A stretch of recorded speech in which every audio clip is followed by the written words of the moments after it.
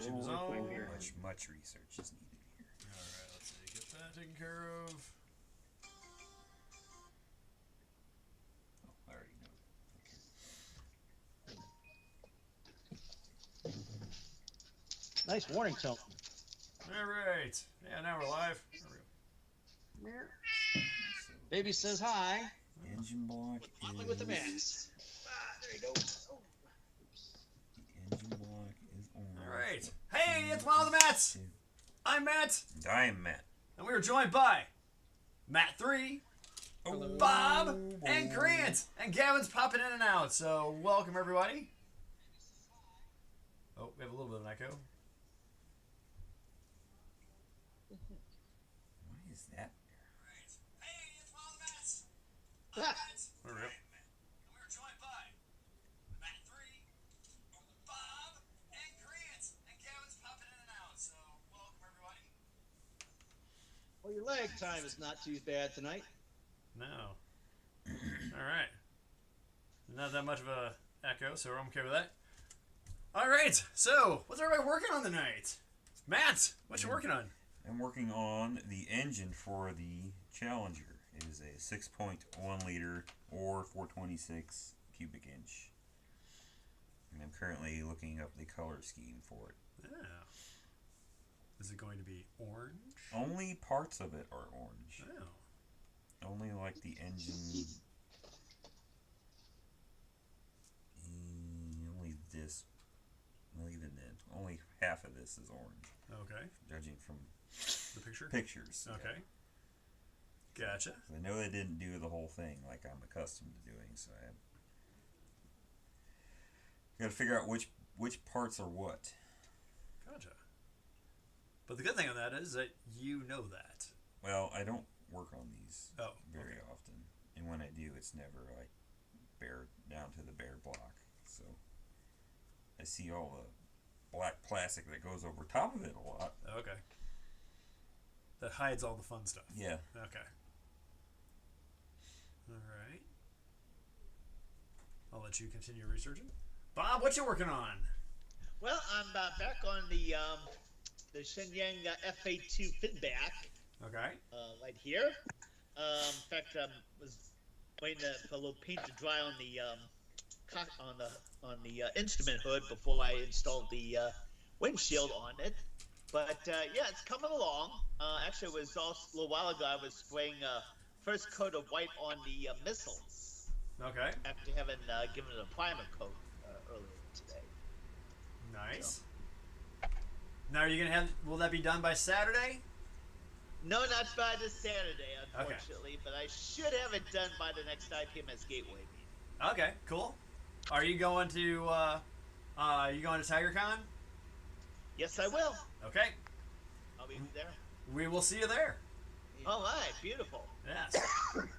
Let's see, Grant Martin, what you working on tonight? What project are you hypotheticalizing? I think I'm going to start my Wright Brothers flight demonstration team diorama. Nice. Very. Cool, cool. Matt 3, you're working on a mini. What minis are you working on? So, a couple weeks ago, a guy dropped off a load of He-Man miniatures. CMON Games and Mattel put out a new He-Man game like a year ago. Okay. And this dude went all in on the Kickstarter. And so he gave me about 75 minis that he wants me to have done by Christmas. So I am swimming in men with most of their body showing. Oh, gotcha. Not something I thought I'd ever say. Yeah. So you got 50 to finish by Christmas, or 75? Just under 75. I've already knocked out about 20. Oh, wow. So How long is it That's taking crazy. per mini? Are you kind of doing them in like, put on a base coat for all of them, put on your base color for all of them, and then, or are you working on them one at a time? So, depending on the model, pretty much one at a time. They're all, well, no, they're half of them I have a black primer on, but then like these guys here. So here's a Those are He-Man. awesome. Gotcha. Wow. and here's a He-Man on Battle Cat. Oh, Wow. okay. And so, Yeah. like, my lighting's not very good. Sorry, I gotta get it in better position. I think those look great. But anyways, This is so like, amazing. 2 of these I basically did at the same time. Okay. So I have similar characters, but from each one, they're all so different. There's not that much batch painting that you can do. Gotcha. So you gonna kind of try to knock one out a day? Yeah, it just depends on the figure and how. I can hear you now. You're not underwater. So it's just kind of as much as you can do in one go, and then keep on doing it. Yeah. Pretty much. Now George wants to know: are you using Citadel or are you using speed paint? So I have some speed paint, Okay. and I almost never use it. And the only Citadel that I have is a shade, a Gnome Oil. Okay.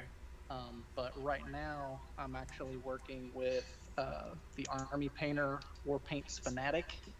You Okay. guys heard of this one? Probably not. But I have a nice Oh wow. little assortment. So, pretty much exclusively using these on this one. Okay. Nice. They're sweet. So do you get to paint Tila too? She's around there somewhere. I haven't Okay. got there yet. All right. There's 2 versions. Okay. Yeah, George says, yeah, Fanatic is good for good coverage. So yeah. So yeah, he just watched the review of those sculpts too. So Oh, nice. Okay. Yeah. Very so cool. just pass that on. So Appreciate it. Gavin, what you working on tonight? Well, I was working on that Marigo Vespucci a couple days ago, and I'm working on the hull because it's got black and white stripes. So, in my infinite wisdom, I tried to just mask off the white plastic. I was just going to paint the black. And that didn't go very well, so back to square one. Gotcha. Now, did you do black on top of white, or did you do white, then mask it and do black? Well, the plastic is white, so I was just gonna keep that, rather than do the extra work. So I just taped it over where it would have been a white stripe Uh-huh. and sprayed it black. But I think I got my mix wrong because it kind of reacted. Nothing to do with the taping, it was just the black mix. Gotcha.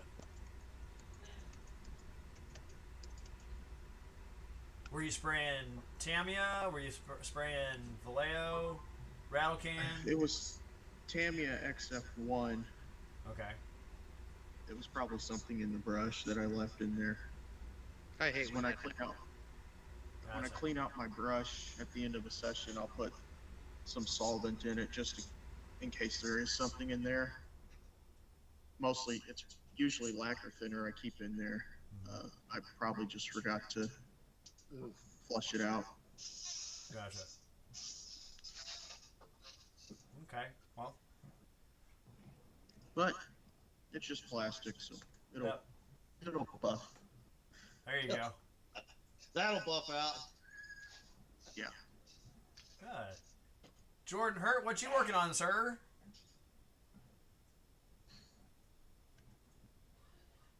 Oh. And so I'm taking a little bit of a break from the Betty because I played another Coda Future, so I'm going to give it another day to cure. But I've always had this dream of having a cool diorama where I can display my model aircraft like it's the Air Force Museum. So I've been spending the last week Look at building this. Pretty So sweet. It's 1/48 scale, and these are going to be mezzanines, so they're going to have guardrails, and then I'm going to hang aircraft from here, so like it's at the Smithsonian where the Corsairs right there, and the P-40, or the SR-71 in Dayton, or the shuttle in Washington D.C. So I have 2 mezzanines, and then I just braced the back but I've got a lot of additional work to do. I still got to figure out, I think back here where I've kind of taped, I'm going to cut and make it look like an entrance into the main hangar, and then I can add to it here, but I'm trying to keep it light. So the bottom is a 4x4 of dry erase marker board because it's super light and cheap, and it'll be easy to paint because I'll scuff it up. And then this is just foam board, and I went and got a bunch of cheap scraps from Lowe's and kind of just tinkering away on it as I go, but it's huge. So the goal, because I'm going to have a lot of wiring, because I'm going to light it, right? I'm going to have lots of lights. If you guys are ever thinking about doing your own diorama, I highly recommend that you check out evandesigns.com. It's the best website I've ever come across when it comes to like doing your own dioramas and the lights that they offer, and it's super cheap. So obviously, as we know, most hangars are curved roofs, but this is 50 feet in 1/48 scale from the mezzanine floor to the floor of the hangar. So I feel like that's pretty tall. So in reality, that mezzanine is going to be within 40 feet of the center of the roof line.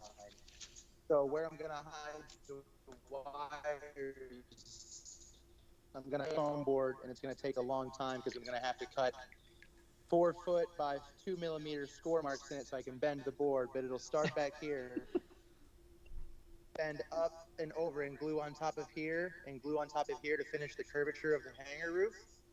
All the wiring will hide behind the curve. And then I'll be able to hide all of it but still have the structural rigidity. And right now I'm right around 4.8 ounces for the whole thing. Wow.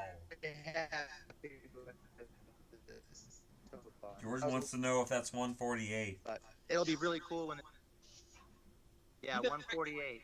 You're breaking up, man. Oh, wow. 148 scale. Wow. And you say right now it only weighs 4.8 ounces? 4.8 pounds. Right, 4 pounds, 8 ounces. Oh, 4.8 pounds. Okay. That makes a lot more sense. Yeah. George says you can charge admission. Right, yeah. So you'll be able to see the true goal, like with the mezzanine, the rails and everything, and then I obviously have to have a fire escape in the corner. But this will give me a really cool opportunity to kind of broaden my modeling capabilities outside of just plastic and aircraft. Absolutely. So the other goal, because I've been scouring the internet, and I recently joined a new group on Facebook called Realistic Dioramas, and Yeah. I got humbled real quick. You guys haven't been on there. Yeah. That's right. Yep. Yeah. But someone suggested, like, in the hangar, you're going to have a booth, right? Where you're going to have your information desk. So that'll be a curvature that I'll do. And then I wanted to do models within a models within a model. So like Inception. So when you go to most aviation museums, they have cases of plastic models. So I'm going to try and build scale plastic display cases and put 1 200 scale plastic models in said case. So Wow. Man. so So far, I ambitious. think the scale's looking pretty good. So, That's amazing, Jordan. So, this is, it's so tough. I think that the camera is really covering a lot of mistakes. You can see the tape. This foam board. The problem that I'm running into where I'm going to have to brace more is I painted really light. This is probably 13 mist coats of slate, but foam board, you can see how it bows. Uh-huh. So I'm going to have to double it up, but all in good time. So, that's an interesting math problem there, Jordan. If your scale is 148, yeah, so I tried. case what? I tried to do like O scale, so that's like what 140, 150. O scale is 148. American O scale is. American, okay.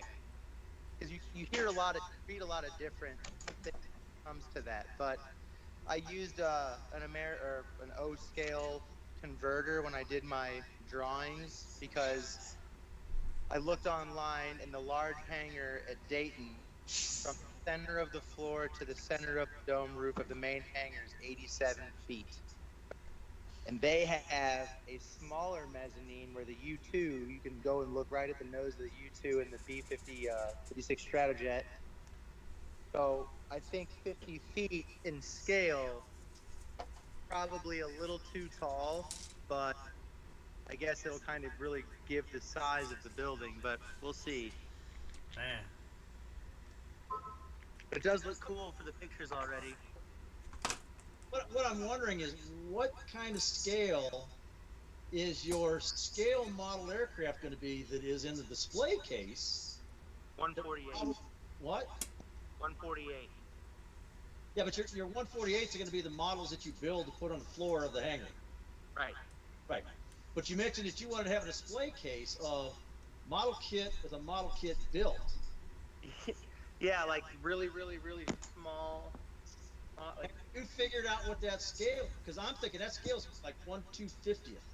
Yeah, I'm thinking I'm probably gonna have to buy either aftermarket trumpeter 1/200 scale model airplanes that they do for their carriers, or just buy a carrier kit with some kit, and just kind of smash. I haven't done enough digging, but the internet is vast, so I'm sure someone there in the world has to. Okay, well, so Jordan, you saw Splash the Zeros, right? Yeah. You can get little model airplanes in 1/6000 scale. I mean, you just have to go on and look for 3D printed. Yeah, he's got some right there. 1/350th. That's even Yeah. better. Yeah, I got They're some really ones. small. I got some L4s. You want them, Jordan? Yeah, I'll take one or two of them. Okay.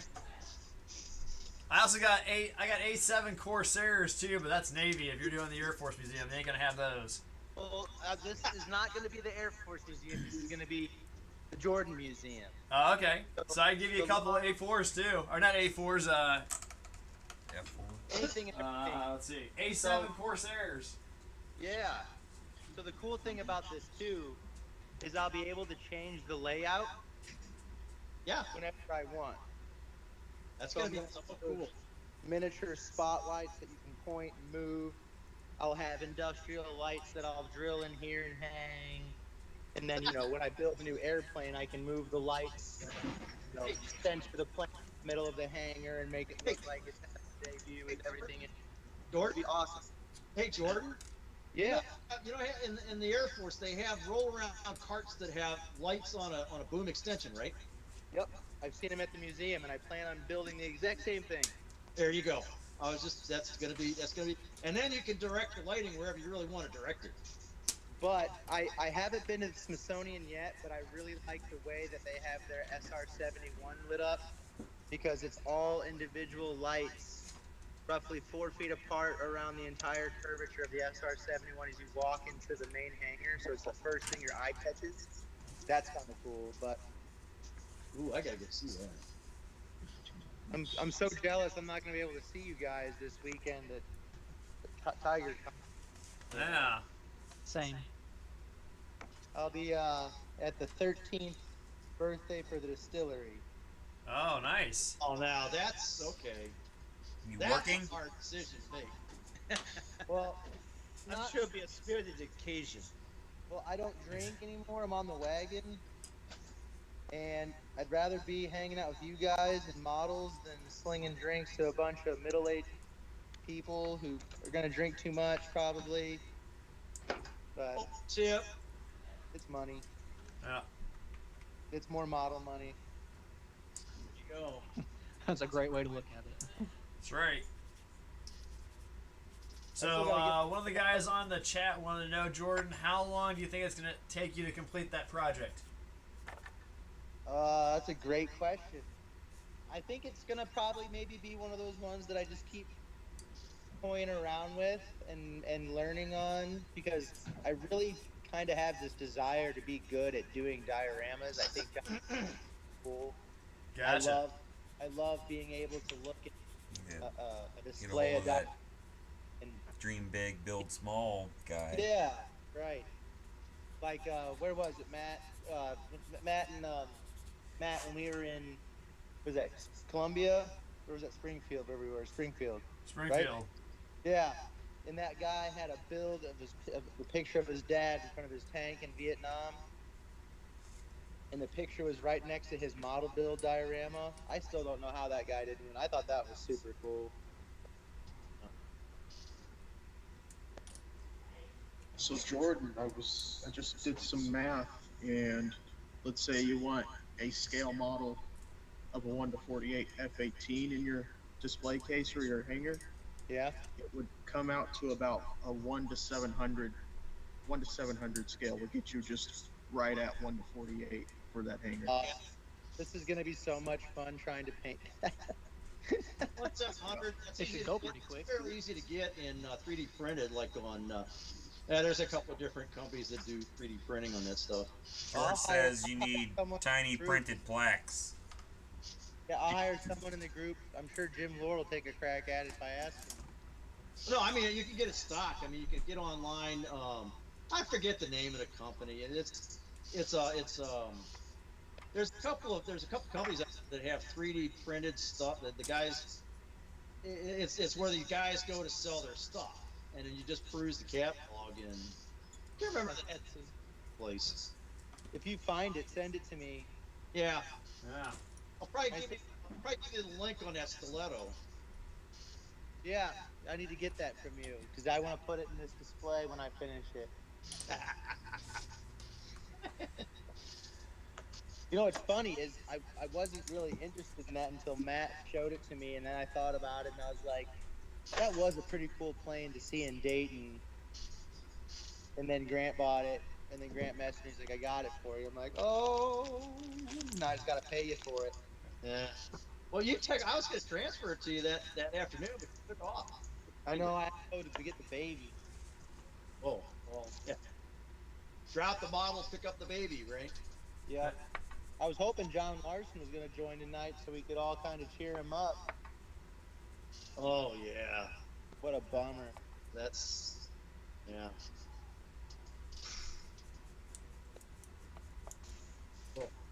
So Jordan, you got Betty around? We can see how she looks from the other week. Yeah. I'm gonna finish putting this last beam in, and then we'll go into the basement and I'll show you. All right. Where are you at right now? In the garage? Yeah, I'm in the shop. Okay.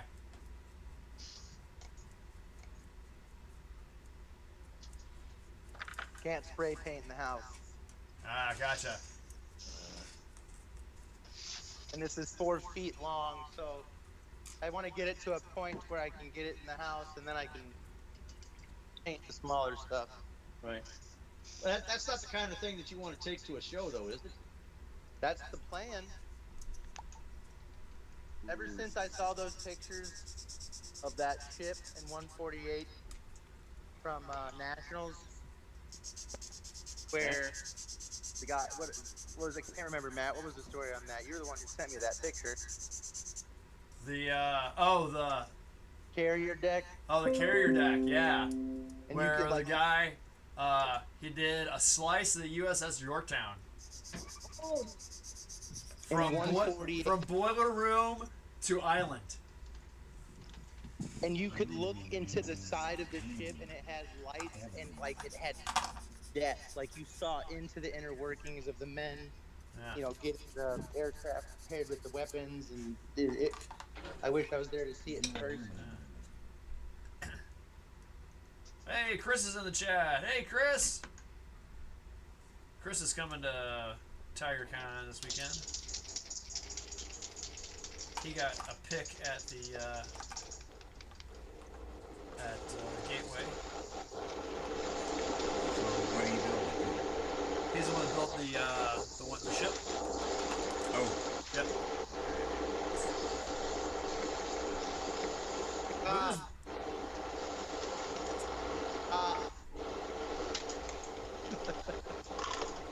Bob! Bob's in the hurricane. Bob, you running your blower? No, Nothing to be alarmed about. I just had the fan on my spray booth while I was spraying those missiles. Gotcha. Wow, it's like all of a sudden you like went into a hurricane. Sucking all the oxygen out of that room. Yeah. I know we're supposed to get storms tonight. Maybe a possibility of a tornado. I think it hit South County already. Yeah. Yeah, I'll be asleep, so like. Well, here's the Betty. And some of my oil work so far from Ooh, like Betty. fuel tank pressure relief seals on the top of the wing. Also, have any of you had the pleasure of working with TechMod decals before? Yes, I have. Never heard of They it. steer clear. They're super thin, but these were probably some of the most difficult decals I've done in my entire life, and I almost lost these because I was gonna paint them, and then I didn't. But these were they laid really nice into the beautiful Tamiya work that we know and love. My question for you guys, because I can't find any reference, so I thought I'd ask the group to put the meeting of the minds. Obviously, we know World War II aircraft had fabric elevators and flaps. So my question is I wanted to add weathering to the flaps and ailerons since they're, fabric, but not chip them. So I wanted to use a little bit of brown. I don't know if you guys can see it in the video, but does that make sense? I would go with like let's see. Kind of did a little bit of dirt, brown color on the crevices there. I still have to do in here. Crevices. Maybe some XF52, some flat earth.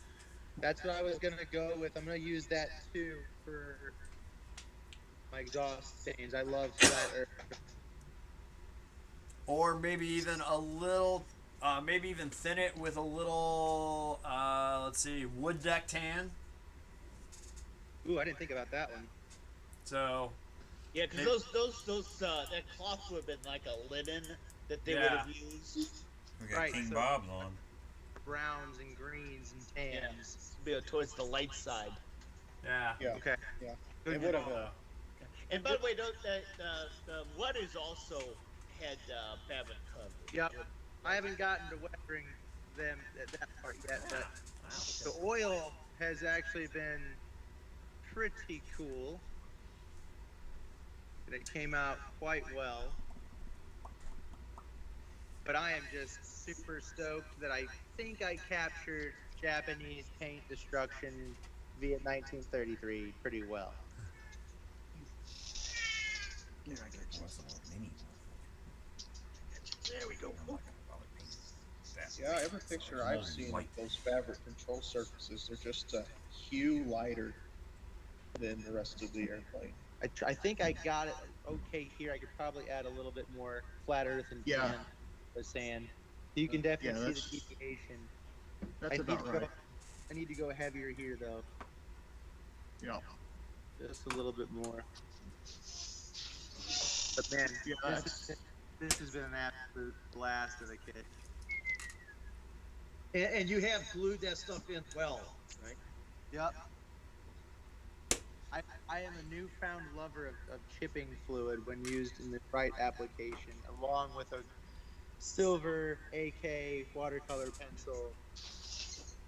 Amazing. Nice. Well, hello, King Bob.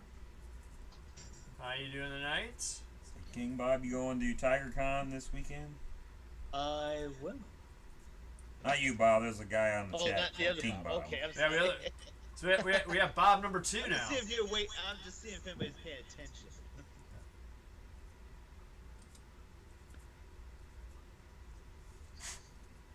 And Chris, would you like to borrow a Mom of the Mats t-shirt to rock at TigerCon? We can bring you one if you're a size large or a size medium.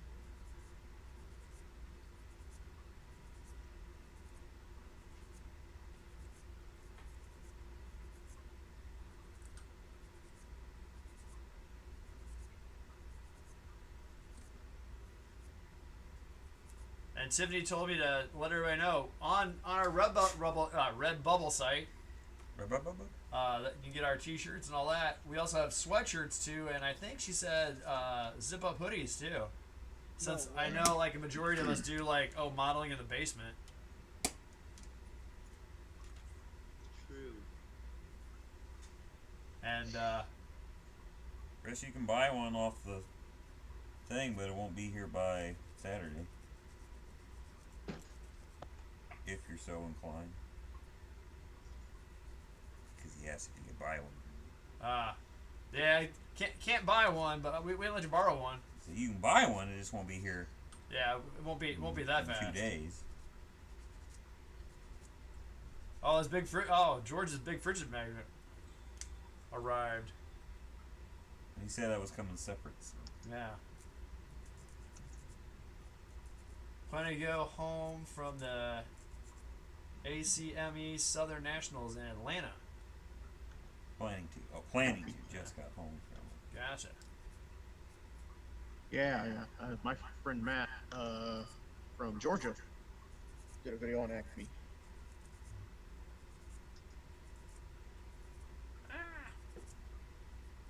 Don't break it.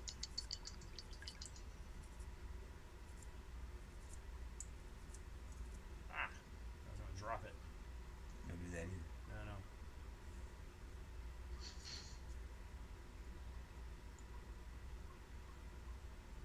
Chris says a large. Large. All right, we'll have you a large.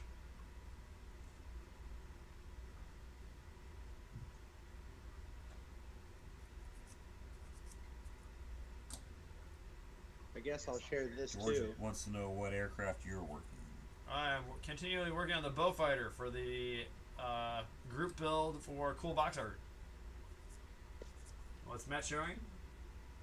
Oh wow! Look at Jordan did. Look at that. That's the first hanger that I did. Nice. I'm gonna turn the lights off. It's way cooler when it's just the hanging lights.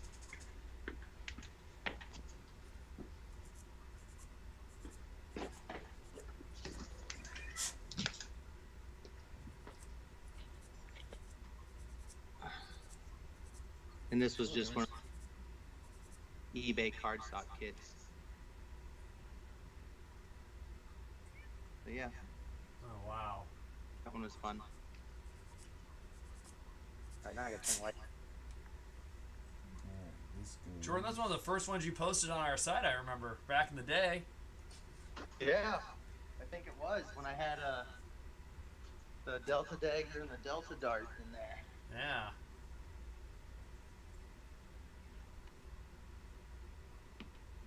Goes like that. It's all cool. Or does it go like that? I gotta put all these airplanes back. Okay. It's key. Alright. I'm gonna glue this landing gear together and then it'll be time to do some movies tonight. Are we doing one specifically because Matt 3's here? Yes.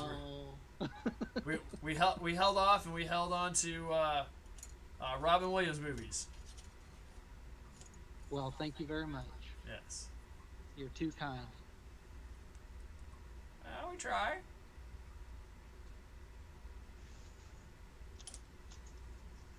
It's hot. Damn hot.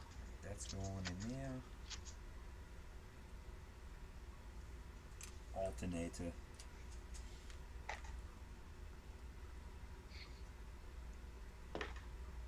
Well, fellas, I wish I could hang, but my wife just texted me and our Chinese food is here. Alrighty. So, have fun and take lots of pictures this weekend. Will do. Certainly. Have fun at the distillery. I'll do my best. And if you see anything that I would have to have that's reasonable in price, Gotcha. I'll pay you back. Any access. Anything that's Russian. Anything access. Anything bad guy. Anything? Anything? Have a good night. Happy Halloween. Alright, thanks Jordan. See ya. See Okay, mate. Have fun with the little one Bye-bye. tomorrow.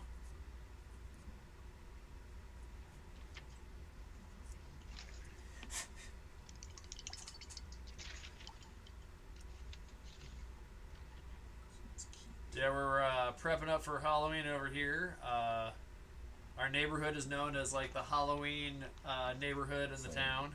Halloween hotspot for sure. We'll have our lowest number we've ever had was Probably a couple of years ago when it was raining. 500 and something.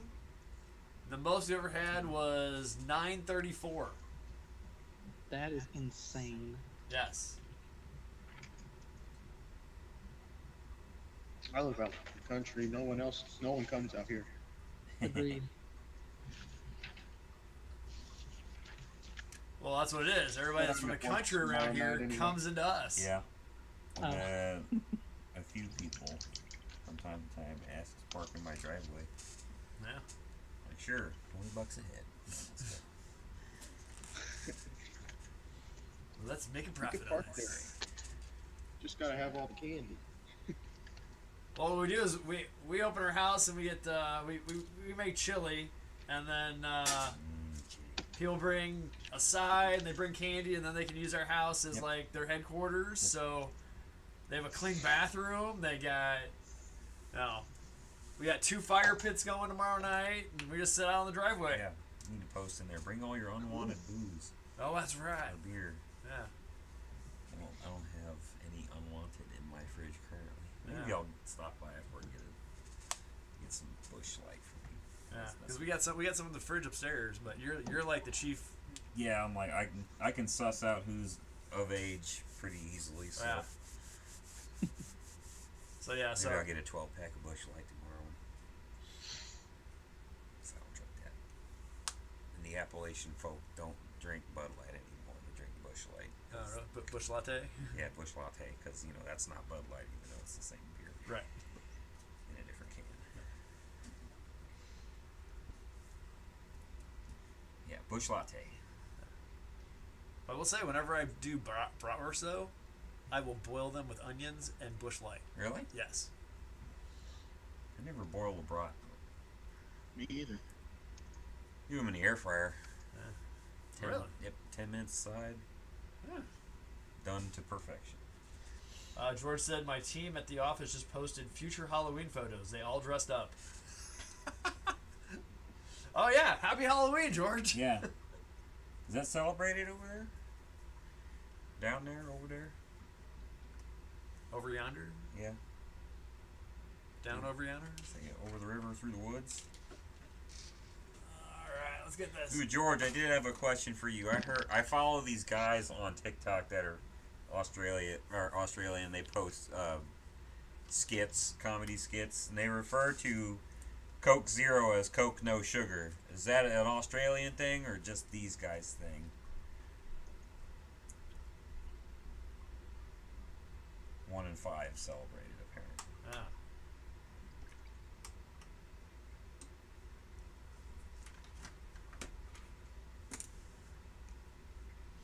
Alright, so tonight is Robin Williams movies.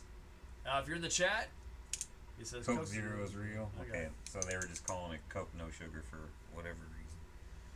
So Robin Williams movies tonight, so you can vote in the chat if you've never done this before. So works by majority vote. And next Tuesday is our presidential and other elections. So here at Mom with the Mats, your vote truly does count. That's good to know. Yeah. Yes. Unless you live in a swing state. And I have all my friends that are like, we're doing early voting because we want our vote to count. And I didn't have the heart to tell them that in Missouri, they only open the absentee ballots if it is too close to call. On election day. Yes. So Wow. if you vote early, Your vote probably Truly won't be doesn't counted. count. your vote might not count actually unless it's too close to call. Like if it's like Within a certain margin. right, it's got to be within 2%. Which I understand why they say 2% because normally they say the error is plus or minus 3. It's a scam. Now, the Bilderbergs already know who won. Yeah. The puppet masters behind the green curtain already know. That's why I love playing the game Illuminati. George goes, wow, voting is compulsory or we'll get a fine. Here, really? Wow. There's a thought. Oh, they couldn't. The polling stations couldn't even handle doing that. Yeah, I wonder how they enforce that. Yeah. Well, Yeah, I imagine it's George, probably with all not due a big respect, problem. that sounds like Australia. Yeah. Well, I have a friend of mine who lives in India, and he said that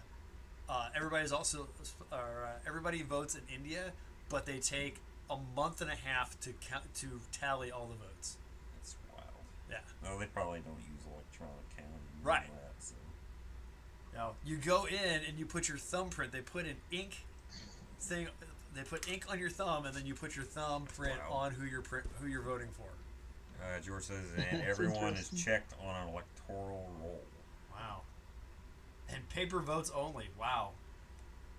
Like punch the hole in the paper or fill in the circle. Hanging. We're gonna have a hanging Chad debacle. Good old Florida, 2000.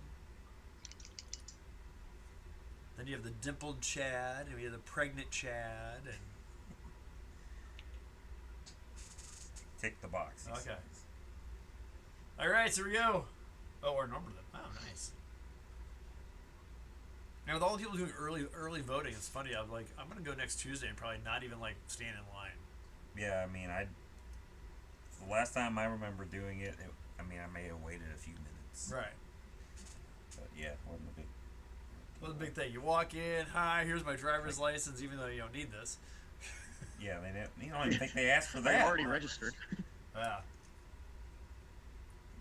My dad voted early because he will be out of state next Tuesday for his job. Nah.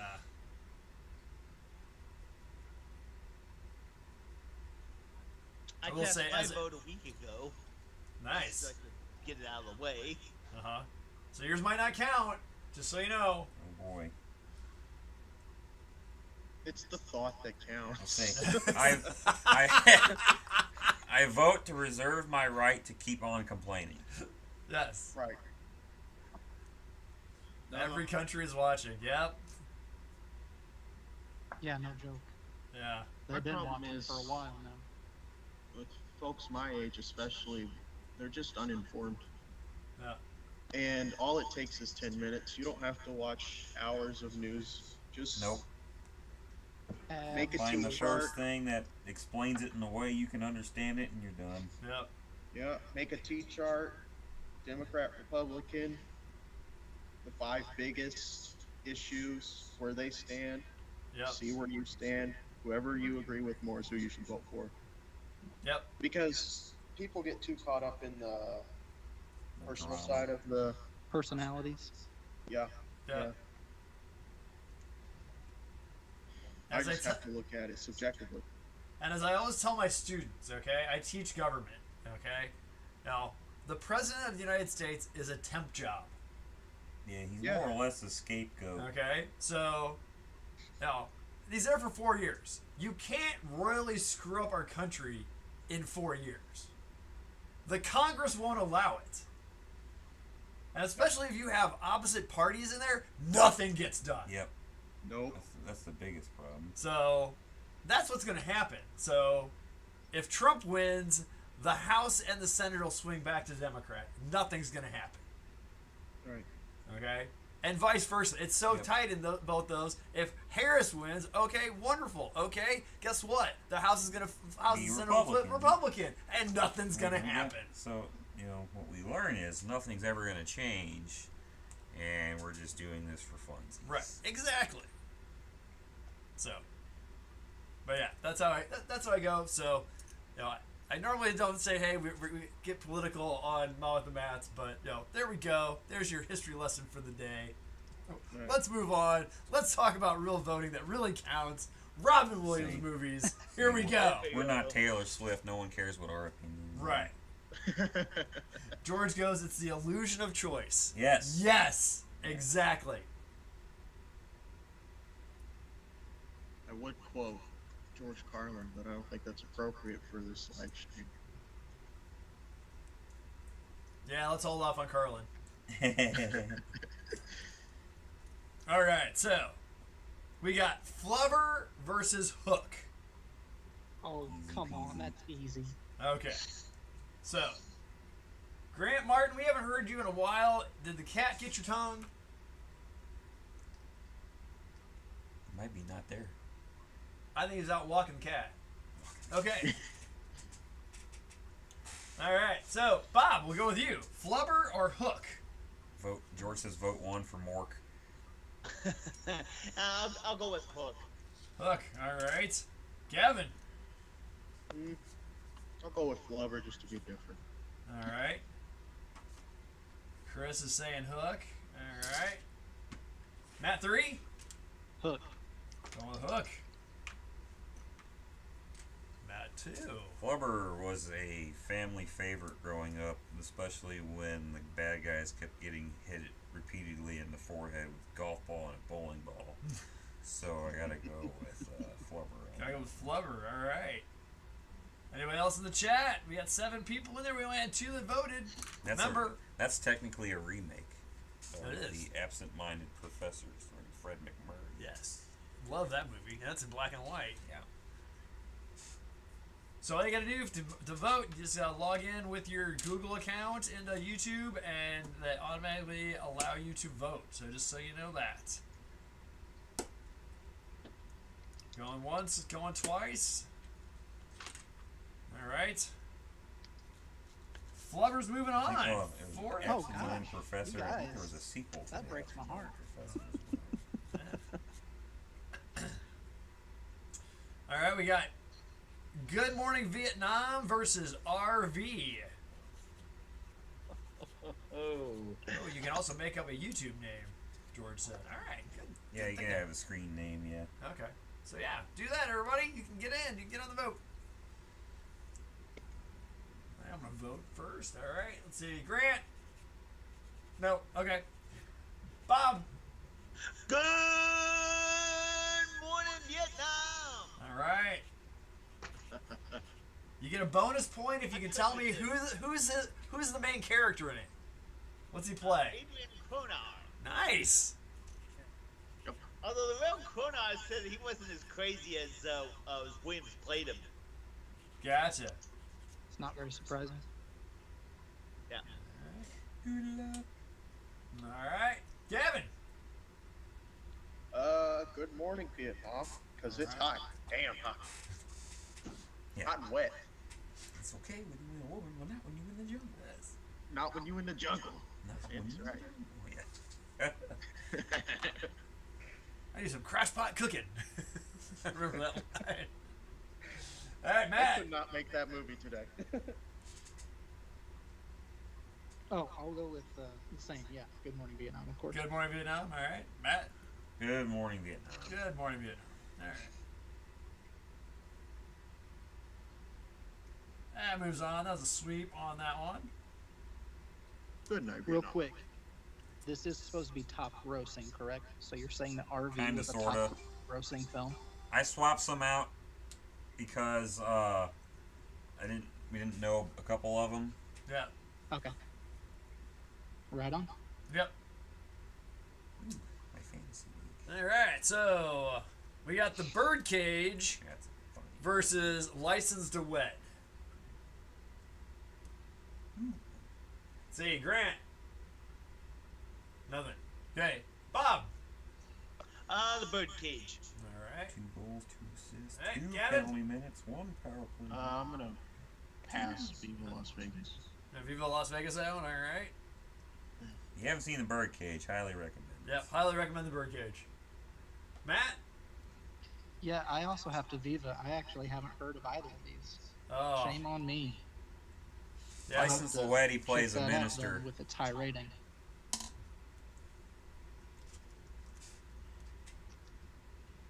Let's see. You got Chris and George's.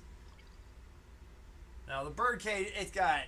Nathan Lane, Lane. Gene Hackman. Yep. It's got. Let's see. I can't remember anything. Callista Flockhart. It's got Hank Azaria in it. Yeah, Hank Hank Azaria Azaria. is hilarious Yeah, in it. yeah,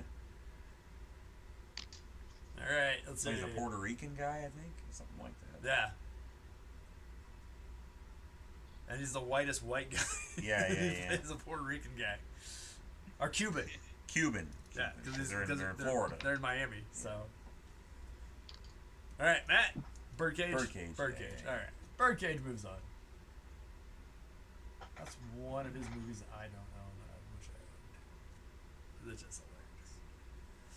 All right, we got Night at the Museum series versus Bicentennial Man. So there we have that one. Grant. Okay. Bob. I'll go with Night at the Museum. All right. Gavin. Night at the Museum, please. Okay. I used Matt. to play that in school. I'm gonna go Sunday. Bicentennial Man. Bicentennial Man. Matt. I'm with him on Bicentennial Man. I'd rather enjoyed that one when I was younger. All right. So George says that. Chris says that. You see, everything Says that. is. Anybody else? All right. Night at the Museum moves on 4-3.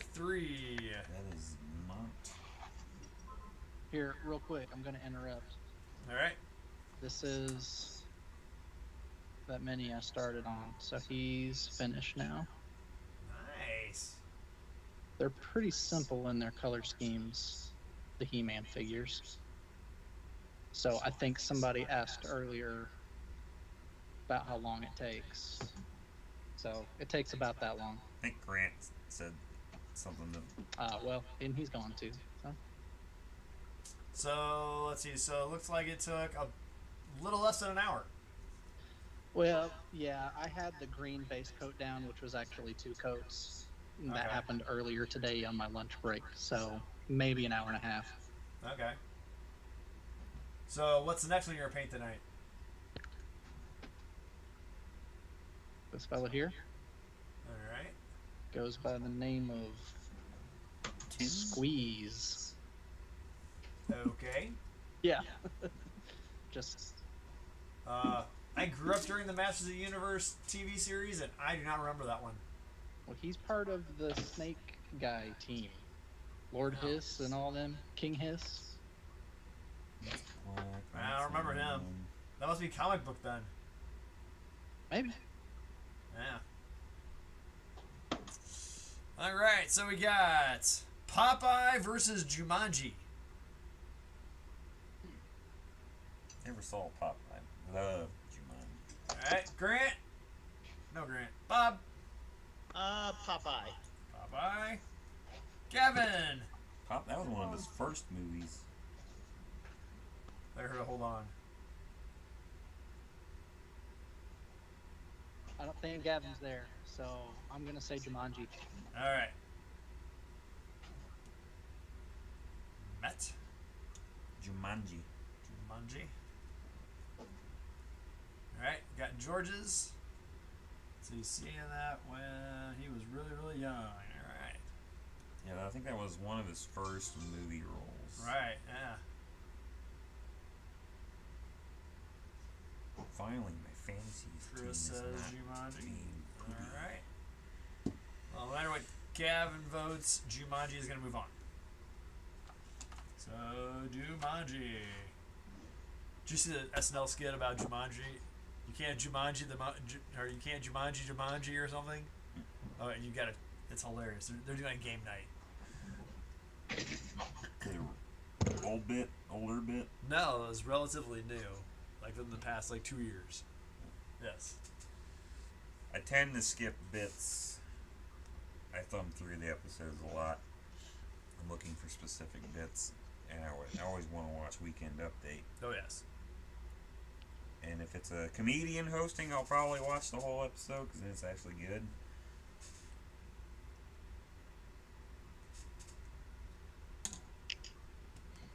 Okay, who's the comedian you saw That hosted. that hosted SNL He hosted again the other week. and played? Nate Bargatze. Yes, where he played George Washington. Yeah, that was a good bit. Hilarious.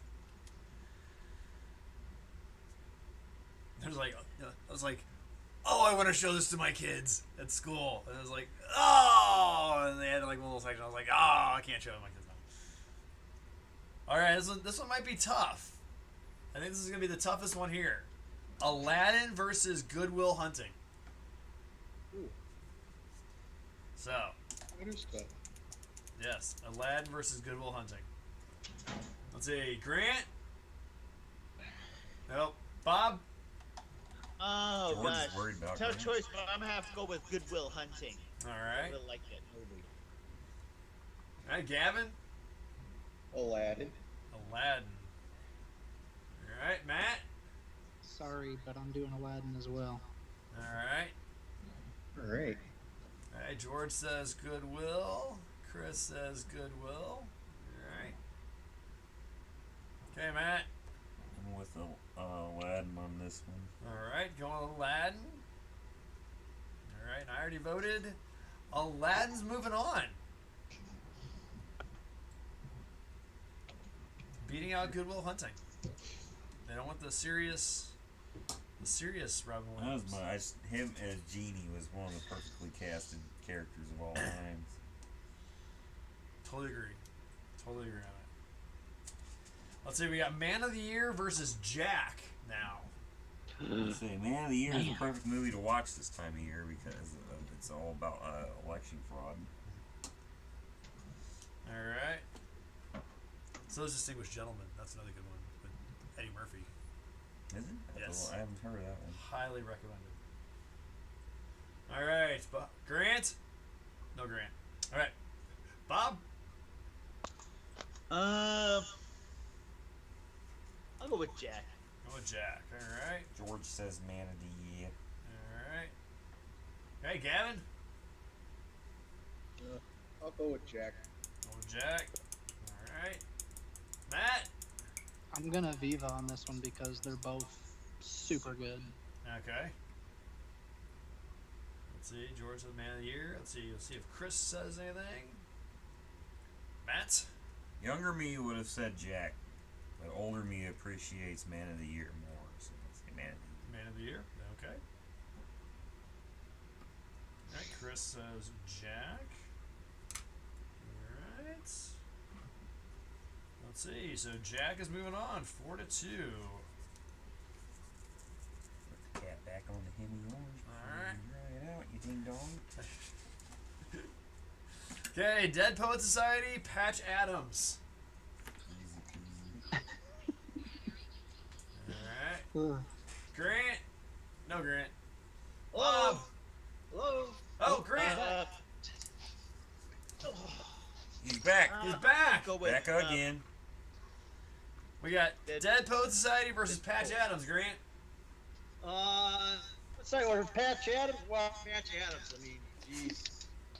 I don't even know what I'm voting for, but Rob Williams movies. Rob Williams movies. Alright. We got you there. Yeah, they're all getting worried about you, Grant. Thought you got eaten by the cat. I had to go eat the cat. I mean, get the cat fed. Oh, okay. He had to go eat the cat. Eat the cat. Alright. Alright. That's weird. Didn't Jordan say his Chinese food was there?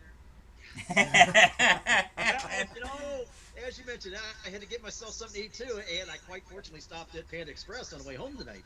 Oh. So, yeah, the cat's been kind of eyeing me all night long. It's like, you're eating my cousin. Hey, That's man. That's right. Not cool. Not cool, man. That's not chicken fried rice. That's right. That's fluffy fried rice. Fried rice? Well, okay, real fast. Well, one night when I first got this cat, he's out there caterwauling, right? I guess I finally figured out it's because he's hungry, right? I'm sitting here fixing dinner, and I got one of these Sudoku kind of chef's knives, right? And I'm cutting some stuff up, and he's like, rah, rah, rah. I turn around, and I have the knife held up. I look at him and go, General Tso's chicken. He shut up, he looked at me, kind of backed up, and he took off. I went back to cooking dinner. That is a true story, I swear to God. Raise my hand and swear to Bible. Chicken. Cat Wilder, quick question. General Tso's Not sure what chicken. he's going on about. So, Oh, the cat. Caterwauling. Or Oh. Yeah. Alright, Gavin. Dead Poet Society or Patch Adams? Dead Poet Society. All right, Dead Poet Society. Matt. Dead Poet Society. Matt. Patch Adams. Patch Adams. Sorry, but Dead Poet Society will carpe diem will carpe diem the vote there. Dead Poet Society moves on. Okay. And then the play-in round, which we had Hook versus Flubber. So now we got Mrs. Doubtfire versus Flubber. Easy. Alright. Grant? So what is the theme tonight? Robin Williams movies. Oh. And a choice for this one is? Mrs. Doubtfire versus Flubber. Didn't see Flubber, so I'll pass on that one. I'm gonna pass on that one. You're a Viva that one. Alright. Okay, Bob? Mrs. Doubtfire. Alright. Gavin? Mrs. Doubtfire. George goes Flubber. Chris goes Doubtfire. Alright, Matt? Doubtfire. Doubtfire. Matt? Doubtfire. Doubtfire. Alright. Mrs. Doubtfire moves on. Which is a real shame. I would have picked Hook over Doubtfire. Okay, we got Jumanji versus Jack. Jumanji versus Jack. Yeah, Jumanji versus Jack. What you think, Grant? Jumanji versus Jack. I feel like Jumanji. Jumanji, alright. Bob? I'll go with Jumanji. Jumanji. Alright. Kevin? Jumanji. Jumanji. Matt? Same, Jumanji. Jumanji. Matt? Jumanji. Jumanji. See what Chris says.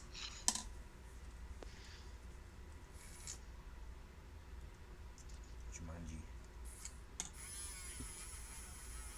Jumanji, a sweep. All right. Cool. Jumanji. Aladdin versus Night at the Museum. So, what's the thing about? See, Grant. Teddy Roosevelt was hilarious. Okay. That was a good casting choice. Yeah. Okay. Yeah, I'll go with Night in the Museum. Night Museum. All right. Bob. Go. Night at the Museum. That's right. Gavin. Night at the Museum. Night at the Museum. Hey, Matt. I think I like Aladdin better, but I think it makes more sense to do a live action film. So I'm going with Night as well. All right. Ooh, yeah, that's a hell of an analysis. All right. You got Chris with Night. You got George's vote. Matt. Night Museum. Night Museum. 6-2. Night moving on. Well, that's something that's going to come down to. All right. We got Dead Poet Society versus the Birdcage. Dead Poets. Dead Poets from Grant. Bob? Birdcage. All right. Gavin? Dead Poet Society. All right. Hey, Matt? DPS. All right. Sounds like a condition. Has damage per second. We have a drug for that. Matt? Birdcage. Birdcage. All right. And we got George and Chris is in there. The swaying votes. Dead Poet Society moves on. Woo. All right. And we got Mrs. Doubtfire versus Good Morning Vietnam. Oh, Uh-oh. good morning, Vietnam. All right. All right. Bob. Good Morning Vietnam. All right. Kevin. Good morning, Vietnam. All right. Matt. I'll take Doubtfire, I guess. Doubtfire. Alright, George, we got you. Matt? Vietnam. See what Chris says. Chris says Vietnam. Sorry, Matt, you're gonna die on that hill. No, that's fine. I knew I would. Good morning, Vietnam. That's a good hill to die on. Yeah. Alright, so we got Dead Poets Society versus Night at the Museum now. Dead Poets versus Night at the Museum. Alright. Hey, Bob? Dead Poets Society. Dead Poets Society. Alright. Devin? Good. What's the choices? Dead Poets Society, Night at the Museum. Night at the Museum. Night at the Museum. Alright. Matt? Dead Poet Society, please. Alright, we got you. Let's see. We got George. We got Chris. Okay, Matt. Dead Poets. Night at the Museum, please. Night at the Museum. The deciding vote. Night at the Museum. Moving on. I am the decider. Alright, we got Good Morning Vietnam versus Jumanji. Good morning, Vietnam. Grant, we got you for Vietnam? Yeah, just put me down. That's my default answer from here on out. Okay. Alright. Bob. Vietnam. Good morning, Vietnam. Alright. Gavin. This one time in Vietnam. Yeah, good morning, Vietnam. Alright. Matt. Gonna die on another hill, Jumanji. please. Okay. Matt. This is another one where younger me would have went Jumanji, but older me's all in on Vietnam. Okay. Alright. George is like, I want to watch it now. Really Good good movie. movie. It's Yes. You haven't seen it, Jordan? perfect amount of drama, comedy. And Alright, so our final Best Robin Williams movie, Good Morning Vietnam versus Night at the Museum. oh god, yeah. Oh man, I did say good morning was my default, didn't I? Yes, you did. Oh man, okay, let me change that to Night at the Museum. Alright, Grant, you can do that. Gosh darn it. Hey, George, you got yours? Okay, Bob? Gotta be a Good Morning, Vietnam. Alright. Hey, Gavin? Good morning, Vietnam. Thank you. Alright. Chris, we got yours. Matt? I'll take Good Morning. Thank Good you. morning. Alright. Matt? Good morning. Good Thank you. morning. Alrighty. Thank So, Best Robin Williams movie, Good Morning Vietnam. Yay! Well earned. Alright. Even the guy that went for museum says yay. Yeah. You couldn't lose on either one. Right. So did Jordan say he's never seen Good Morning Vietnam? No, George said he did. George's Oh, seen it, he George. just wants to He rewatch. wants to rewatch it. Ah. George said he never got through the Night at the Museum. He probably should, though. He should retry that. Yeah. That was a pretty good movie. Alright. Let's see.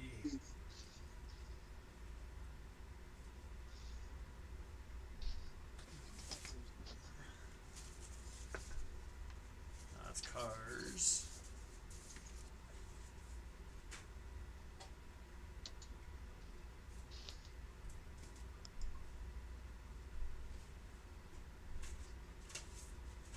Ahead, where'd they go?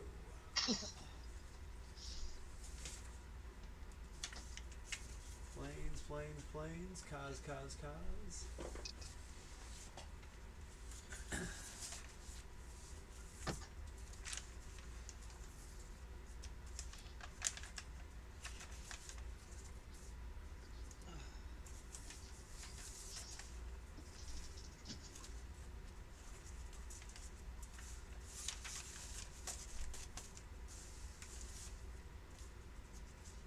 All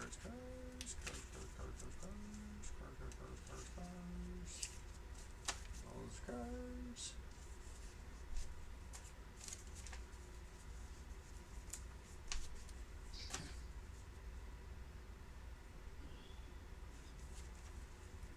Yeah, here's the past. Here's the past year and a half of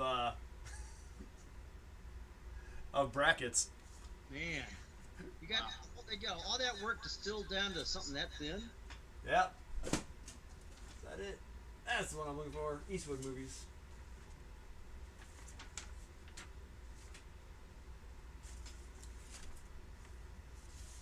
So get them all together here. So we've had Eastwood, Steve Martin, Rob Williams, Sean Connery movies. We got those all taken care of.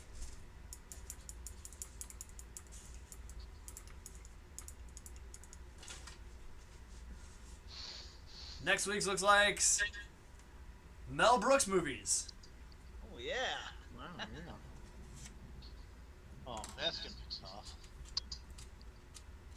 So if you need to check up on anything, we've got Robin Hood Men in Tights, we've got Toy Story 4, History of the World Part 1, Mr. Peabody and Sherman, High Anxiety, Young Frankenstein, Blazing Saddles, Hotel Transylvania, Spaceballs, Underdogs, Little Rascals, Producers, Silent Movie. So, if you need to watch up any Mel Brooks movies, there you go. Hey, Matt, so let me tell you this. Yep. Next week, my default answer is going to be Mel Brooks. Okay. Expect me to choose between any of his two movies? Are you kidding me? Matt 3, George wants to know if you painted Beastman or Man-E faces. You guys got the echo again. Uh-oh. Let's try that again. Try it again. I don't know if it picked up. No?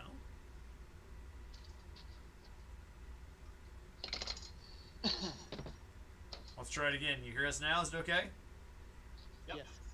Okay. So have you painted Beastman or Man-E faces yet? I have done Beastman. You have not. No, I have done Beastman, but not Manny Faces yet. Okay. He's on the list.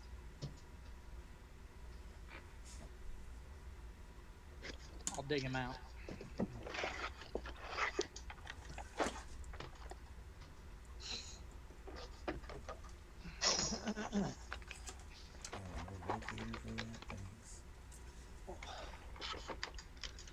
Wow, I put him back in the blister pack too.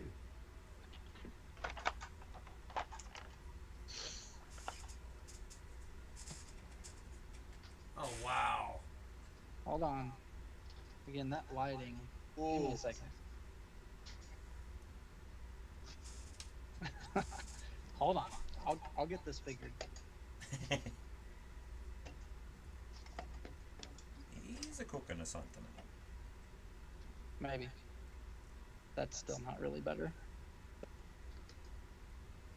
But is it much gooder? It is. Wow. Man. I love hanging with you guys. Man. Can you see it? That was awesome. George wants to know, do you even have Skeletor? Yeah, he's down here too.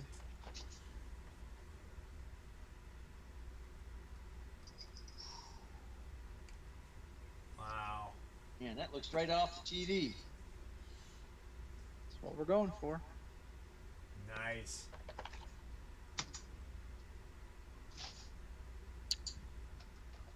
Phew.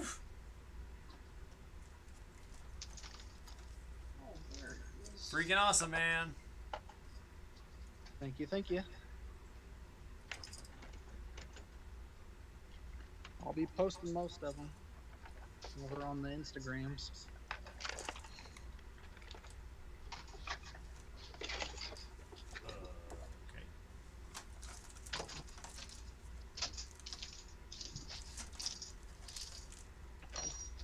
Missing something?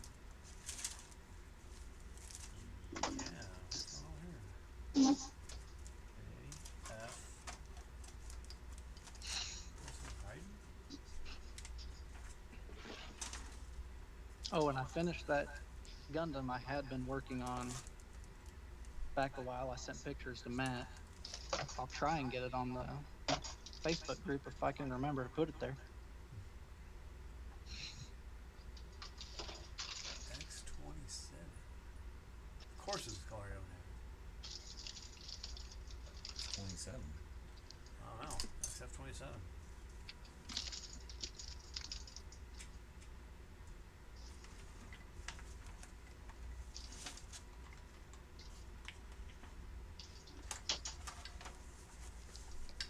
Must be clear.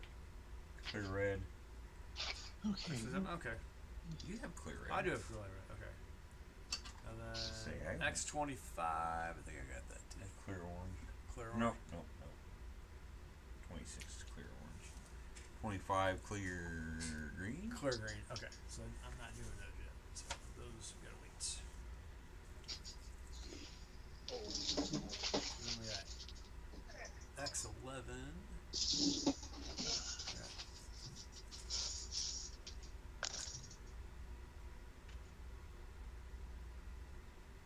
X-18. Yeah, that X-18. That's why I can't find that one. In the wrong spot. It's the wrong spot. Come on now.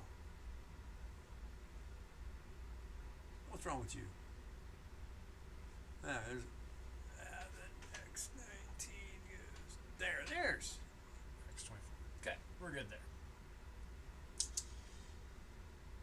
Oh, Roy. Oh, I was Maybe looking Jim at that Carrey thing you was on posted this morning, Matt. Maybe it was this morning, of the FS standards and how to mix Tamiya for them. Uh-huh. That's really nice. I wish I would have found that earlier. Yeah, I saw that and I was like, oh, that's getting posted. Yeah. We're letting everybody know this one. Let's see. That's like that. That's E and D. That.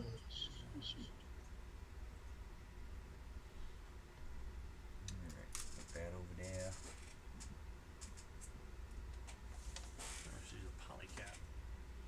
I've had polycaps in here. Don't think one can see this if I were to not put.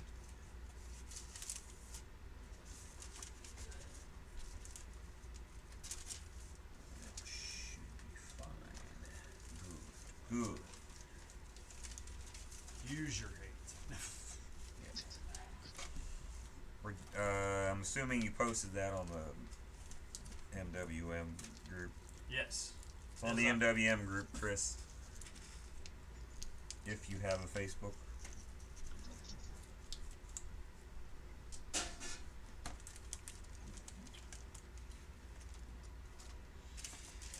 Alright, is that dry enough yet so I can get the rubber black on it?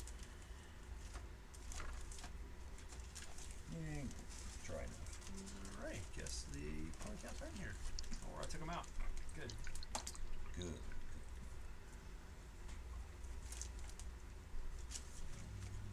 Nope. Want to get their registration forms filled out? That's it. Did mine tonight. Printed them off from my phone last night.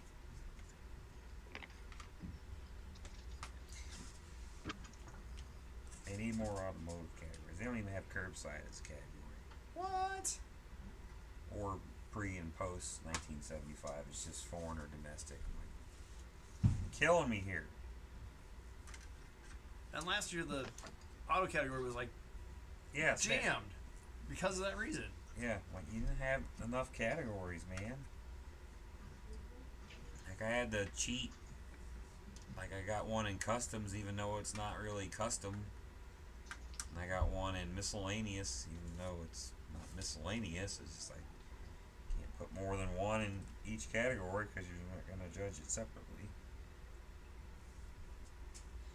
You're killing me. I want to bring more stuff, but you don't have enough categories for me to bring more stuff. No, it's fine. Maybe Bob knows. Hey, Bob, is Dave Rader going to TigerCon? Don't know, to be Okay. honest. All right. I didn't know if you guys were all gonna like carpool or something. Yeah, I think Marion Morris is organizing a pool. I'm actually Don Will's gonna be coming over to my place, and then I'm gonna drive Don myself over to Marion's, and then Gotcha. we'll go. And I think we're picking up Greg Kuklinski on the way. Gotcha. All right. What time you guys leaving then? Early, actually, we'll probably leaving at Marion's house about 5:30 in the morning.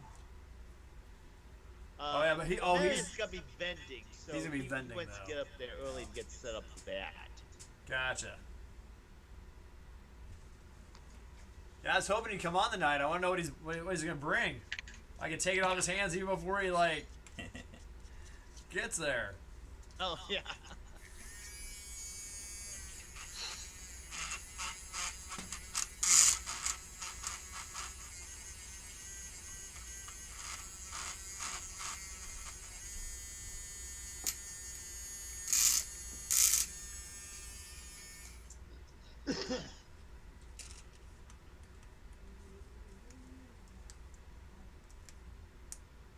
So I found out that after all these years looking for a Barracuda kit, Trumpeter is going to be releasing a 148 Barracuda. Oh. The ugly British plane from World War II. Oh, Barry. Yeah. Who made that? It's the Ferry Barracuda. Barry. Yeah. Yeah. They That's didn't right. make lookers. By the folks who brought you the swordfish. Yeah. Well, And then if it weren't for the swordfish, we wouldn't have sunk to this far. and it's looking like Yes. Oh, it's at 9, Chris. looks like Edward is going to be releasing the Royal Class P40 the end of November. So I'm pretty excited about that. I want to get that one.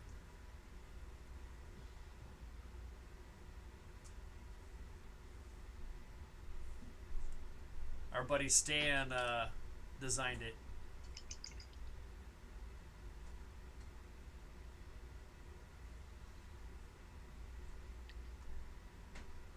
You know someone who designed a model kit? Yeah, I know the lead designer of Edward model kits. Pretty super cool. Yeah. We got to hang out at Nationals this year. George wants to know if anyone built the Tamiya swordfish. Tamiya swordfish. No, but it's expensive. No, I have not. Is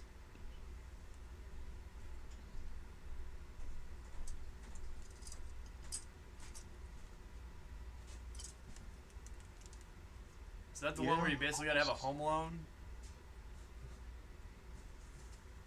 It's up there. It's pretty. Let me see. 48 scale biplane.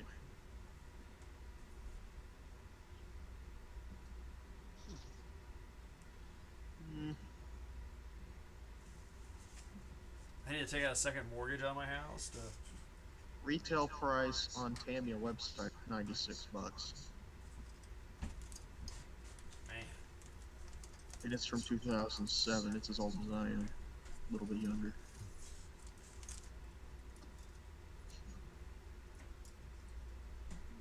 Let's see, 2007.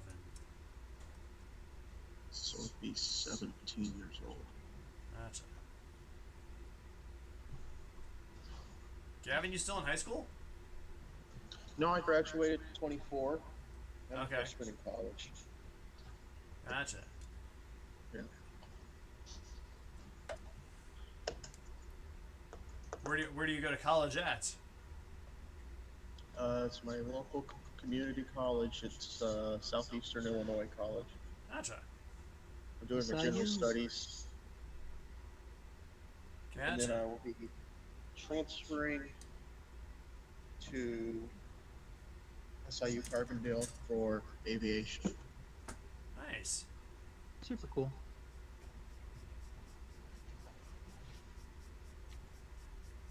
Were you able to get into something like the A+ program so they have part of your college paid for? I got a little academic scholarship that was split over a couple semesters, but no, but I have to fill out my FAFSA again just to see. Gotcha. But there's always new scholarships coming out and whatnot.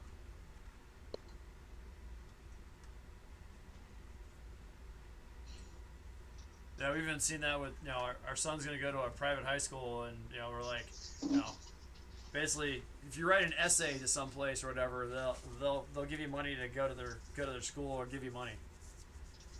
Yeah. Yeah, I did a lot of that.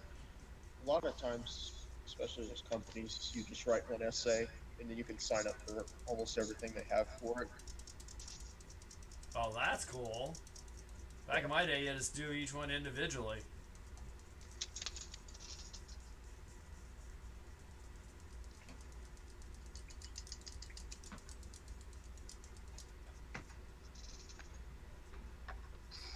I won't say what year I graduated from college, so. 19 odd. Yeah, pretty close. I'll just say this: it was last century. Is it King George the First?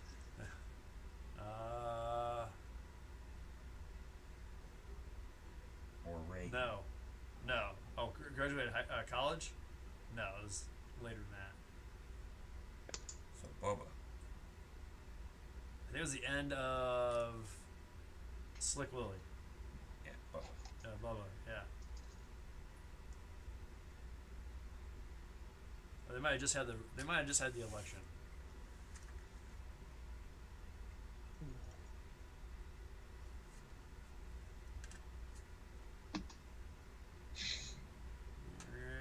Alrighty. Man, What? you know that 3D place that I was using to get all that 1,700, 6,000 stuff printed up Yeah. for that. I couldn't remember their name. I just remember their name, and it's Shapeways, right? You guys remember Shapeways? Yeah. On July 2nd, 2024, Shapeways ceased fulfilling orders and filed for Chapter 7 bankruptcy. Oh. Ooh, Chapter 7. Good Lord. Man, I am... Chapter 11. Oh. Holy fudge, McMuffin. Sorry, Jordan.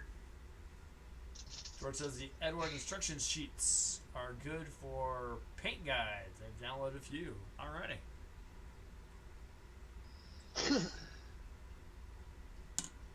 Good Yeah, to know, Jordan. George. Jordan Alright. wants about 148 models of 148 scale planes for that hangar for the display cases. 1 to 700 scale would be about right. Yeah, exactly. Thank you, Jordan. I was writing up Gavin. I was writing up a thank you note, and at the same time, I wanted to look up on that place Shapeways, Yeah. like a 1/750th Corsair would, you know, if that's available. Oh man.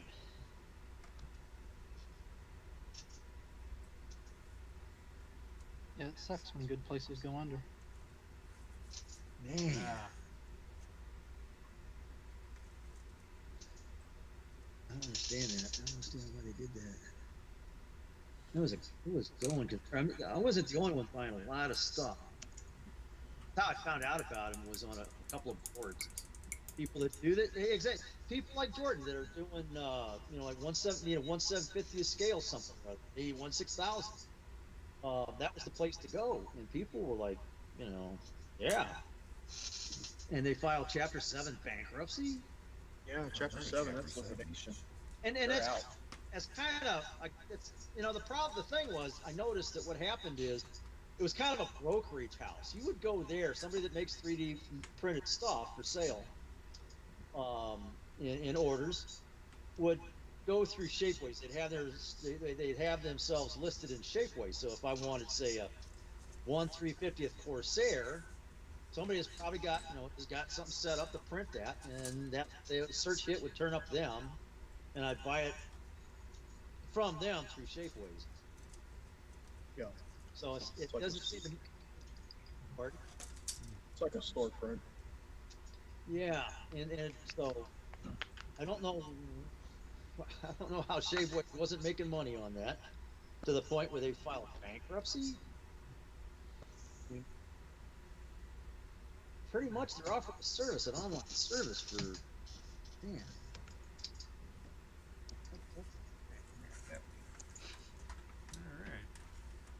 Sure, I'm glad I got one 1750 F-18s and F-4s and F-16s for my Starship Enterprise. Oh yeah, that's right. You're gonna do that with it. Yeah, off that picture. Yeah. But for the last decade or so, a couple of decades, I've been buying things even though I don't need them immediately, because of the times where you run into something like this, where the place that has something, okay, yeah, you got it, they got it, so you'll get it when you need it, and when you need it, and you go to the place to get It's it, gone. it's gone. Yeah. So, man. I deal with that a lot because I do model trains as well.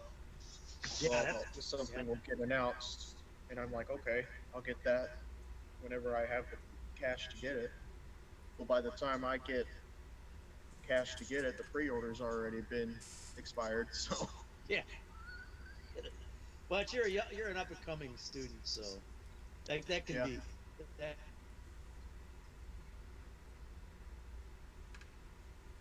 That can be. Well, I will say we just bought a new locomotive, 1/87 scale, HO scale. We got it today, and it's pretty nice. I Is that one of usually those buy diesels? 2 a year. Yeah, it's a diesel. Now here's the Let's question. see it. Go get it. Is it? Well, I don't have it. Oh. Oh, you just ordered It it. says Yeah. Oh, you Now, just ordered it. the question Okay, is- gotcha. The question is. Well, is actually, I can. What's is the it- question? Does it use that DC protocol? It's DC. I don't do the digital DCC. That's out there. Digital DCC. Yeah. So it's But just. I make sure that everything I buy, all the locomotives I buy, can be converted to DCC Okay. Cool. Good. because the initial getting into it is expensive and I can't afford that right now. But eventually, I should be able to. You know. Well, I go. Up here at Mark Twain Mall. You live in Illinois, right? Yeah. In Mark Twain Mall or Mark Twain Hobby out here in St. Charles. I was looking in their railroad section once because a friend of mine does that, and I'm back there and I'm looking at these locomotives, and one of them has like $1,100 price tag. Mm-hmm. What? And that's when I kind of started seeing the ramifications of being DCC. Man, $1,100 for an 8-go scale locomotive. Yeah. It's crazy. That is some dedication to a hobby there. That's exactly, George. Same reason for a stash. You never know when a kit won't be around. Yeah, that's right. Mm-hmm.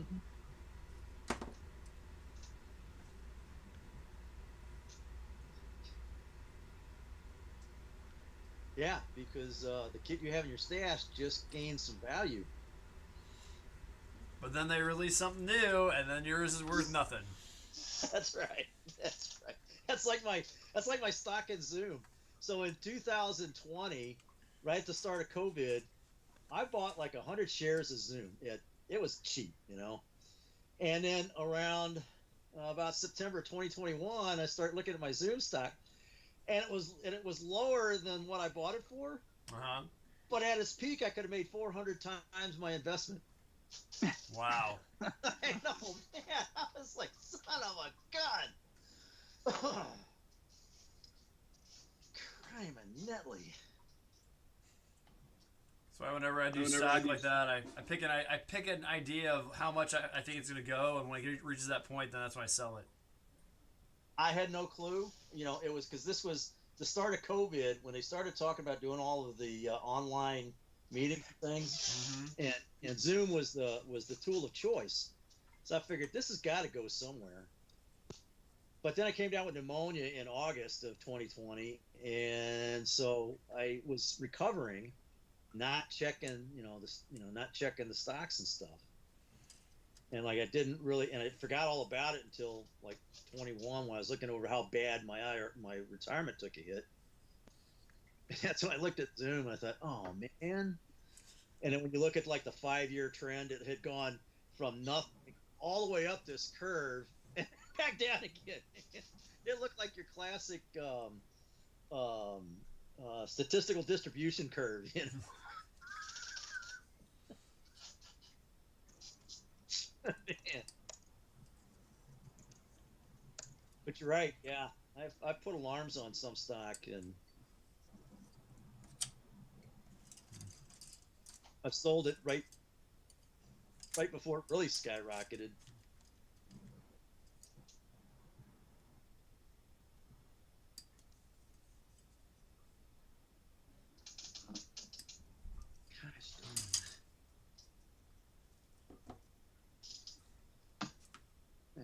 New search.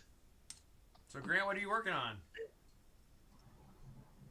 I was just getting ready to ask. Well, okay. I'm working on a magnetometer for Aurora alerts. All right. Got nothing to do with modeling. You know, Okay. I sent you that message, Matt, about what do you do, what grades do you teach, and Yeah. I got some ideas. So what happens is, it's got nothing to do with modeling, but it is something I have to have done real fast because we're coming up on the peak of the solar cycle. Okay. And we've been hit with we've been already had a number of auroras down here, right? Right. You guys have gone out and taken a look at them, right? Yep.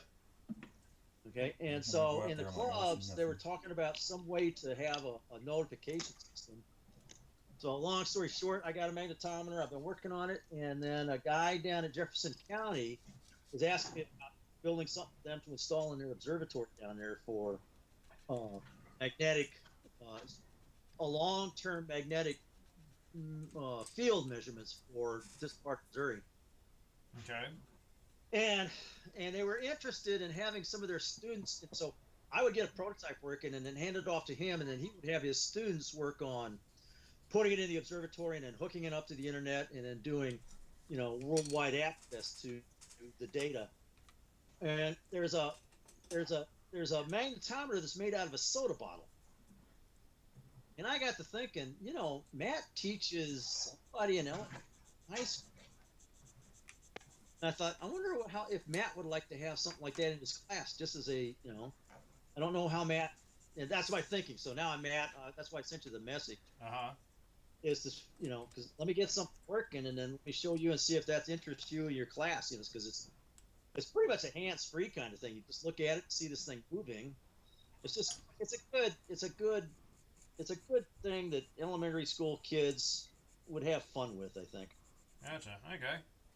Well, Well, I teach first through fourth grade gifted.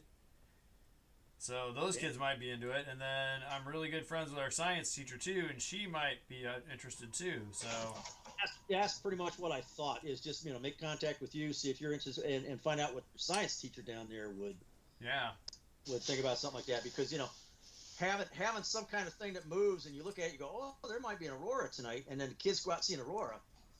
How much more excitement and thrilling can a kid have? right. So. That's what I'm working on, and so I haven't been working on any models for the last month because it's I got to get that done. Gotcha.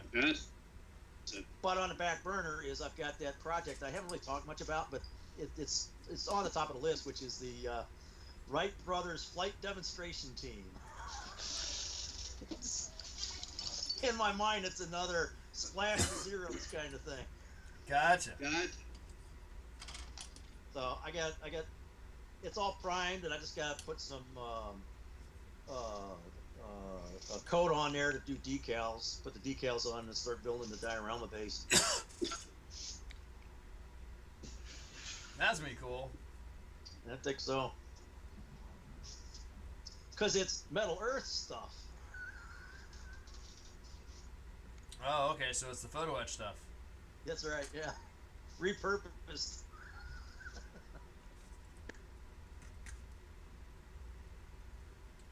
George said, Games Workshop just announced a list of about 100 miniatures they are going to remove from sale, and people are upset. Who's the source that's going to eliminate that? Oh, Games Workshop, so that's the Warhammer guys. Wow, no kidding. Yeah, okay. Top Shapeways alternative, Exxon 3. Man. Matt 3, have you heard about that? I have not. I am not a Warhammer guy, as strange as that may be. Okay. But I've painted a handful of their models. One for my brother-in-law, and a couple that I 3D printed. But no, I don't keep up in that kind of news, unfortunately. Gotcha.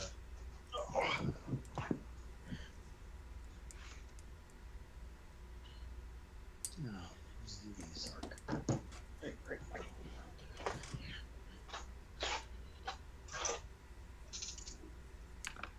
Grant, it's gonna be weird going to being at TigerCon and not seeing you.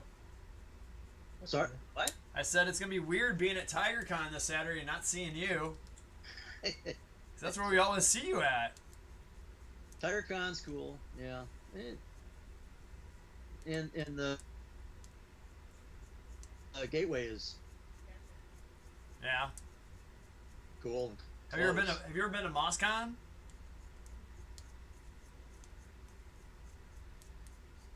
MosCon's the one down in Springfield. Yeah, entourage with you out there. All right.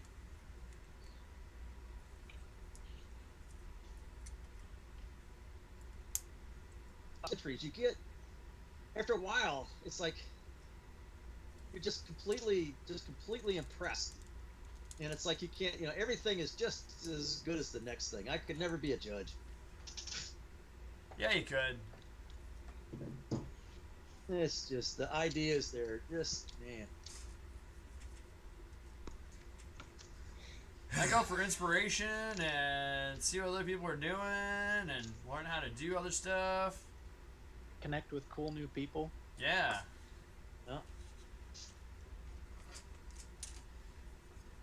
Yeah, nationals would just be mind-boggling. But the seminars, they get seminars, and that's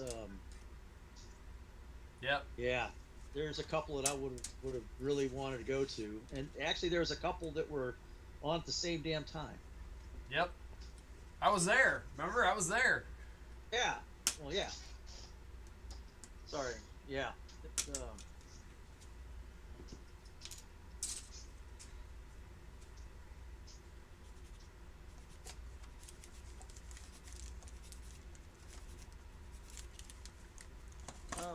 Guys, I'm gonna call it a night. All right, Bob. Myself got an early wake-up call tomorrow, so. Gotcha. But great as always, be with you, hang with you guys. Hope to see some of you guys Saturday in Yes, Columbia. sir. Otherwise, You'll see us there. next time. You'll see the mats. Take care, Bob. All All right. mates. See you, Bob. Hello. Happy Halloween. Happy Halloween, guys. Happy Halloween, Bob. So let me ask you this, Matt. Yep. When you head west to TigerCon, what's your route? How do you leave Union? Let's see. All depends what kind of mood I'm in when I'm driving. Let's see. If I want to get to the highway quick, I take the country roads. I take out of Washington. I take 47 to TT to D to T and pop out at Forestell and hop on 70. Yeah. Or if I'm not really in a hurry, I'll go and take 47 all the way up through Warrenton, and then get on 44 or get on 70. 70. So if you got on 70th Forestell and there's some fat old fart standing on the side of the road with his thumb up and a cardboard piece of thing saying TigerCon, would you just keep on going? I'd pick you up. You're not gonna pick up any of that roof. I say, we got room. Do you need a ride? Well, I was thinking so it's Wednesday, and I was thinking of contacting a couple guys in the Mark Twain Club, seeing if they have an extra seat. I'd buy gas. Well, I was thinking about doing that tonight or tomorrow, so, kind of poking the Mark Twain Club.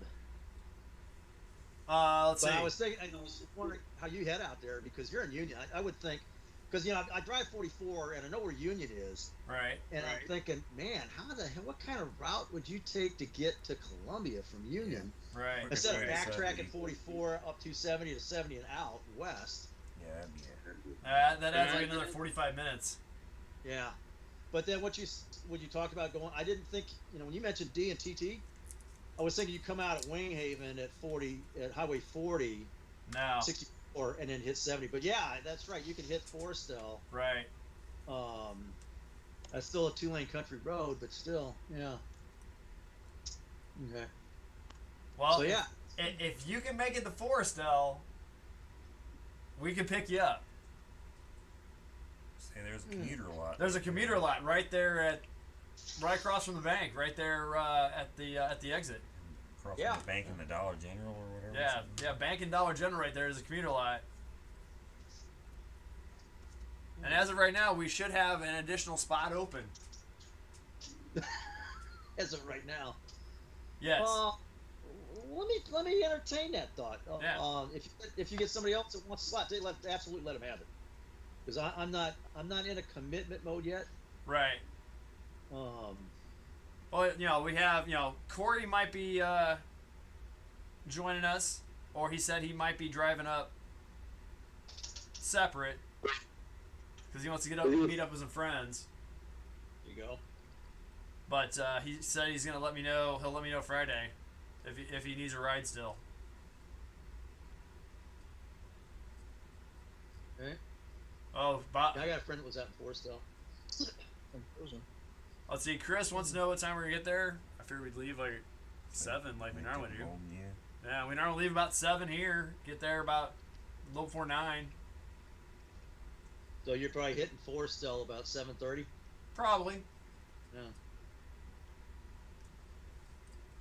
Oh, Bob said we take 50 west to Jeff City and then north to 70. Nah, it takes too long.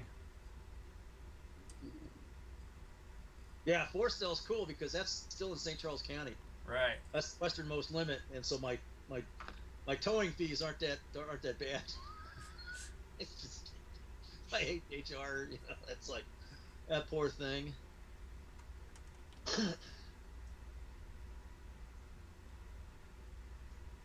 see. Are these numbered 27? These both 27s. Both 27s are the same.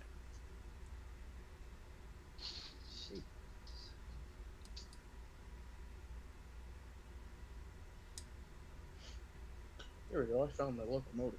Let me share my screen. Here. What you got? Well, I got a picture of what I bought. So, this one right here, the Illinois Central Gulf, is what we picked up. If you know anything about the Illinois Central, these units were never delivered in this paint. They were actually black. By the time those units got delivered, they had changed the scheme. So it's kind of a fantasy what if locomotive. Nice. Yeah. I assume you will repaint your stock, right? No, I really don't have a prototype that I follow. I just buy whatever I want, whatever catches my eye. So you're not trying to stick within a particular railroad? No. Yeah, a friend of mine, Dave, he likes it. He liked the Chicago. Oh, I can't remember what was it. Chicago something. Oh. Chris is out. All right, Chris. We'll see you on Saturday. I'll have a Mom of the Match shirt for you to borrow.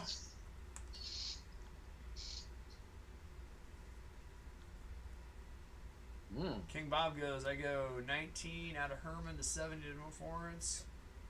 Yep, that makes sense. King Bob, you going to TigerCon? Yes, he said he was. Oh, he is. Cool. They're planning to. He said.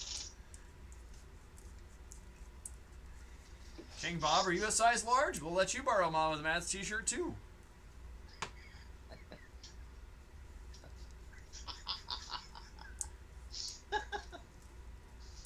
That's what I'll do. I'll poke my thumb out on the side of the road with a big poster board that says "Modeling with the Mats." TigerCon or bust. Yeah, there we go. King Bob says yes. All right, Bob. We'll bring you a t-shirt tomorrow. Saturday. For Saturday.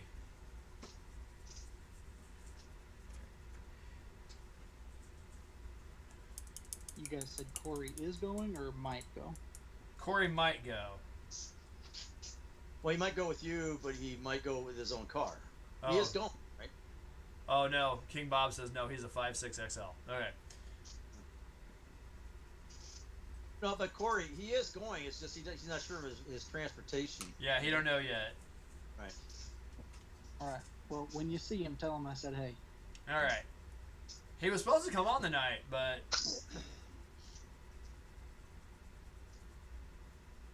yeah, I've been looking to talk to Jim Lowe.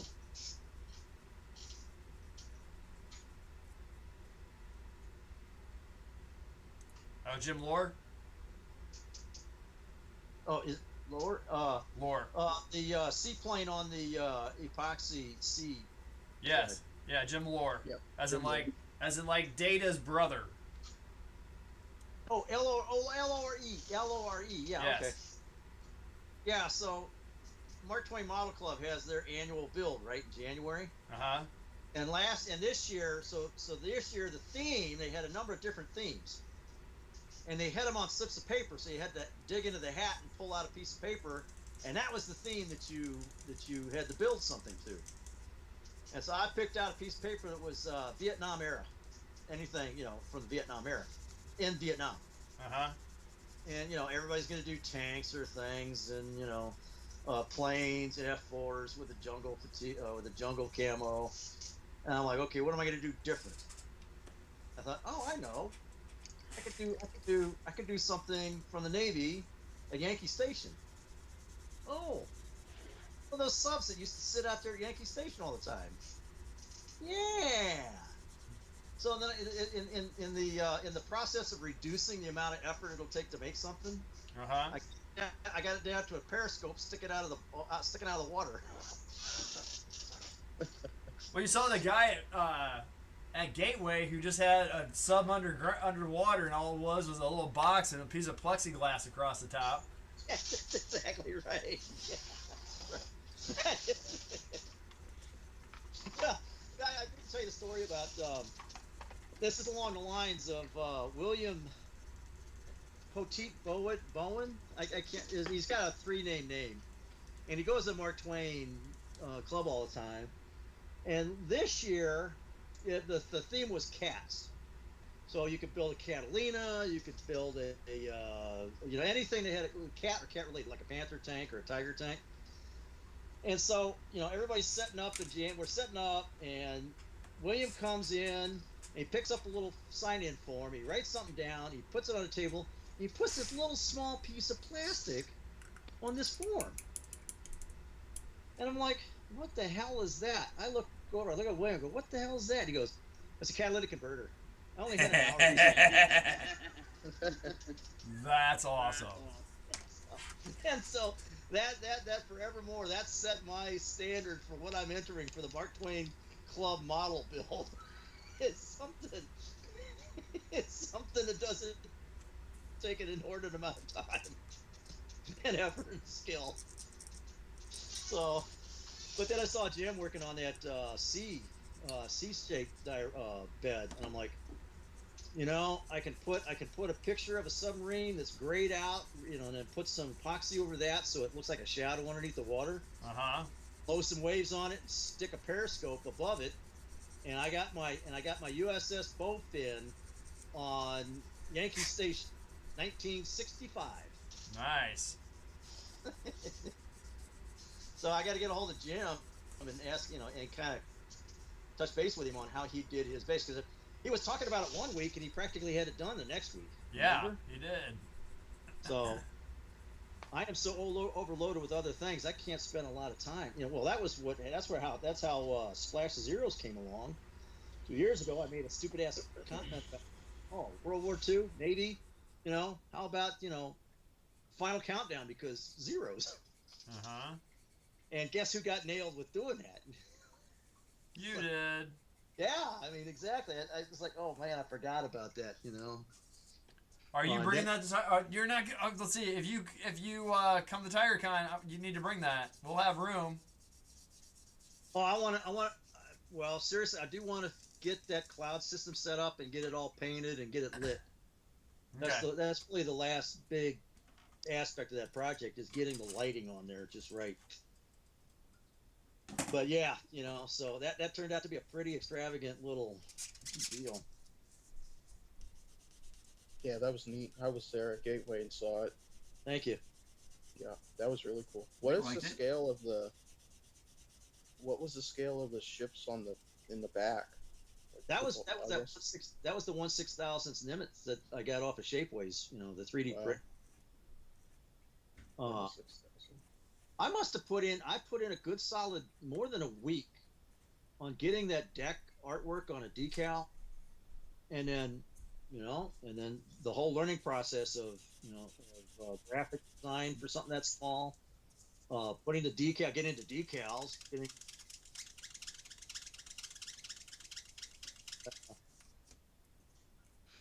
and then I wound up having to take the first one off and put another one on, and then hand paint some of that detail on there to make it look.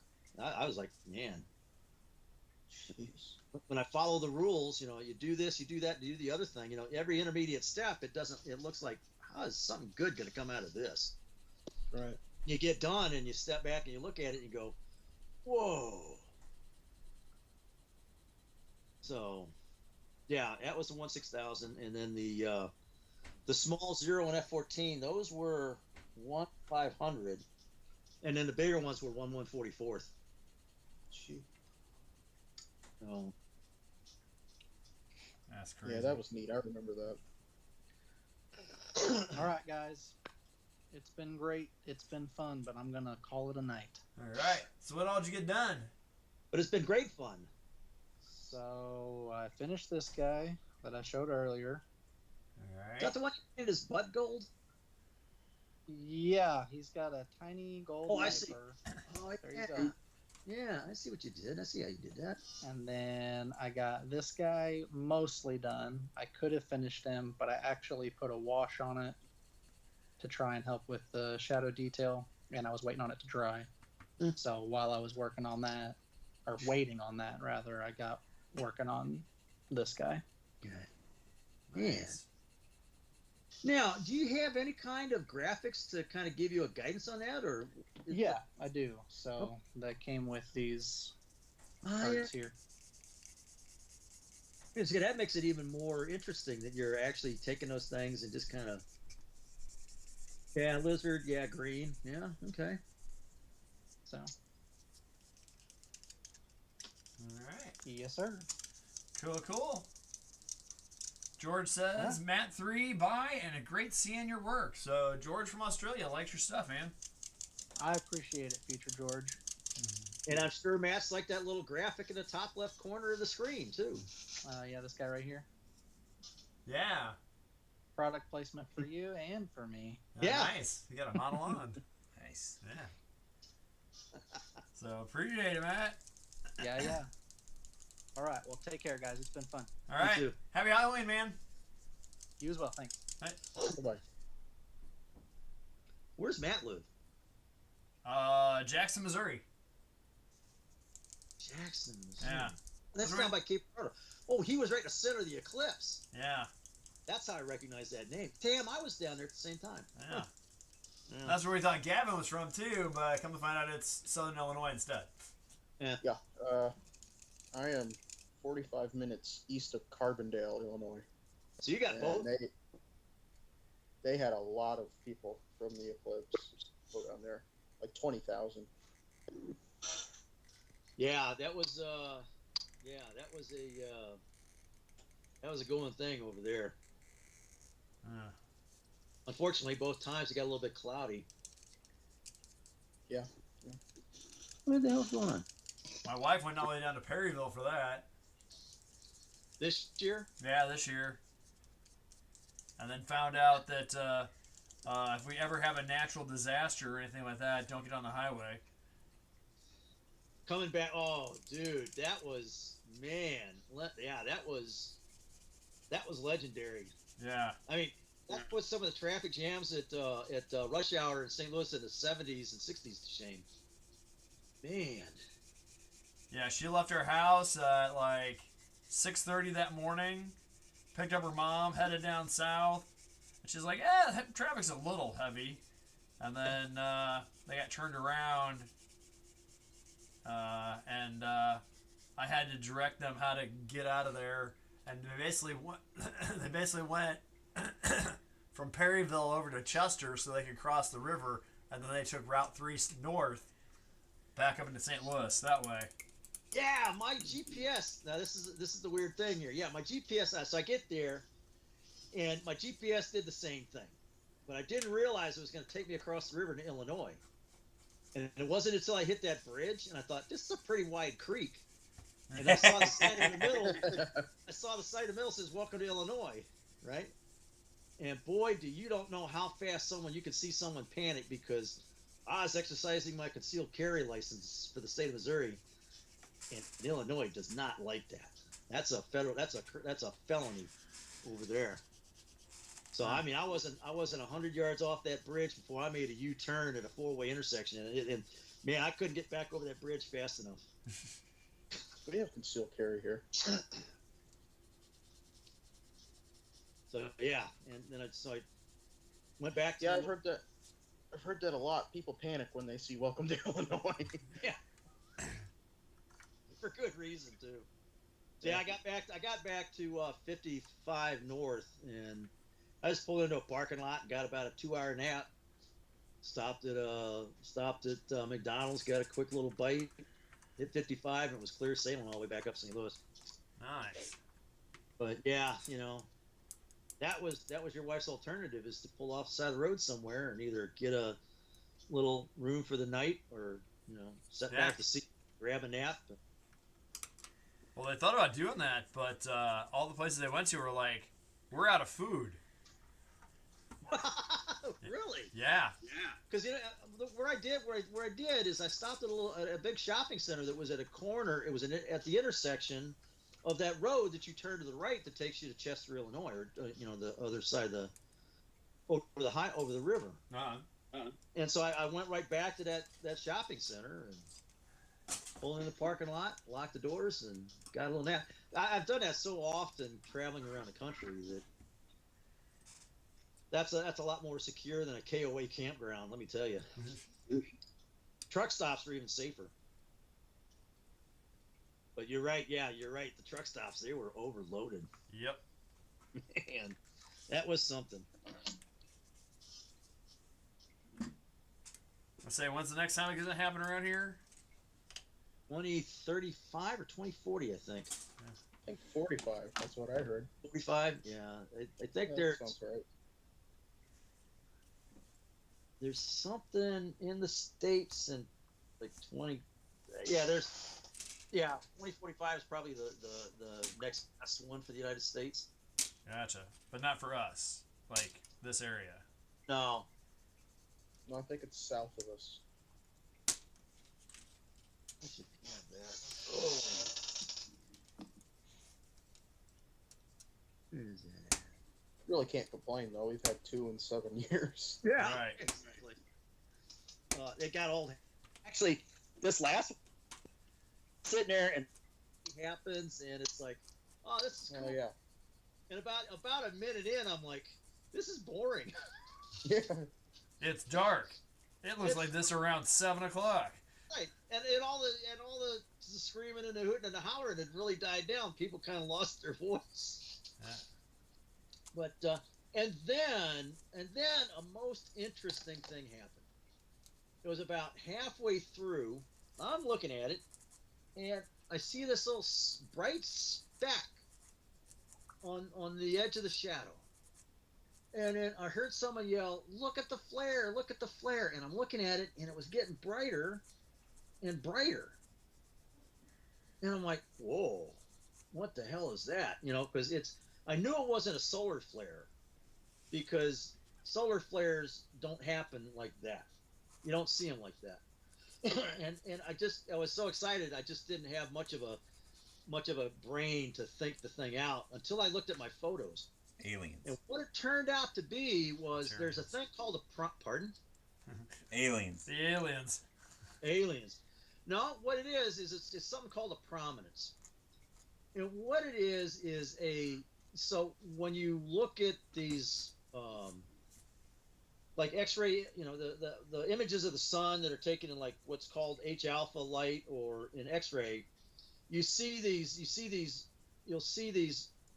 What it is it's high intensity magnetic fields, starting on one part of the face of the sun and coming back on another. And those magnetic fields create these tunnels that channel plasma. And the plasma emits a very narrow bandwidth of light called H-alpha. Okay. And you can see that. I got a telescope where you can get eyepieces that filter out just that very narrow band, and you can see these prominences along the edge of the sun because they come up to an altitude like thousands of feet, thousands of miles above the sun. So you can't see them directly on the face until the sun is rotated to the point where you see them in cross section. So they extend beyond the limb of the edge of the sun. And when I took my images, man, they're pink, and their color to the naked eye is pink when you can see it, like during an eclipse. And so I'm looking at my images, and I see these prominences, and I'm like, holy cow. Let me see if I can pull this up, because what happened was the moon was much larger in apparent size than the moon this time around. Okay? And so as you were in her totality, you had like the entire part of the sun was covered by the moon, but the moon had an additional 3 or 4% larger size. So it had completely covered up this prominence until the moon had moved enough far enough away from the edge that prominence could appear around the limit of the moon. And that's why partway into the eclipse, the moon had moved far enough to just start to uncover that prominence. And that's where it was like a pinpoint speck of light. But as the moon continued to move, that prominence became more and more unveiled, which means it got brighter and brighter. And that caused people to say, look at the flare. And then at its brightest was the end of totality. And it was just I couldn't recognize it until I got home and actually looked at the images to figure out what the hell it was we saw. Look at it real quick here.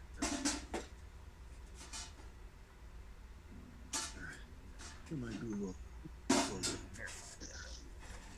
Yeah, I can share it. Oh, it's off to the side. There we go. Oh, there it is. Ding dong. All right, let me see if I can share the screen here. How do I do that? Screen sharing. Right there.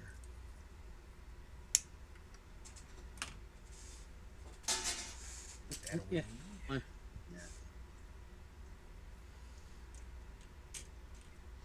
Am I sharing anything there? Yeah. Okay. Oh, okay. You see where it says 2024? Uh-huh. You see that big black outline around the sun? Right. That's the size, that's the moon itself. What I did is that solar image is what I took just prior to the eclipse. So that's at the same size as it would be during the eclipse. And so I superimposed that underneath the shadow of the moon, the size of the moon. And over there on the left, you see that big peaky triangle kind of thing? Yeah. That's a prominence. That's a solar prominence. And so, you know, when I saw that, it's like when I looked at this image, because now the moon, can you see my cursor? Yeah. Okay. So this part was the leading edge of the moon. So at the beginning of the eclipse, it was just starting to cut out like this much here. And then as it moved at totality, it was completely covering the sun, and it was also completely covering that.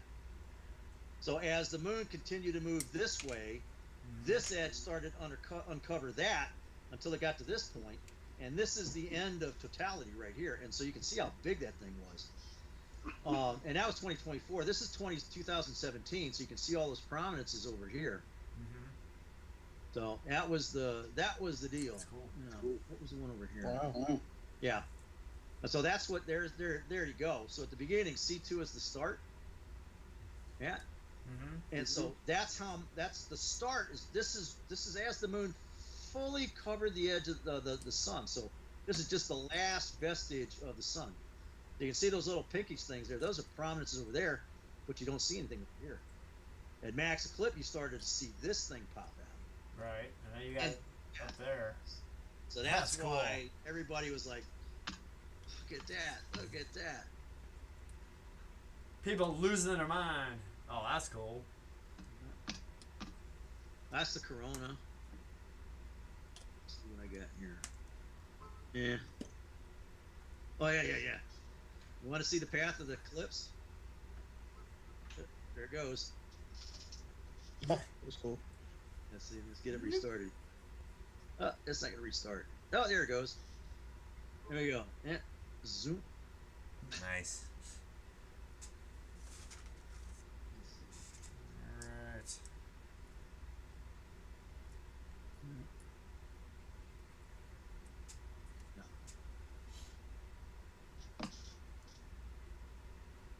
Yeah.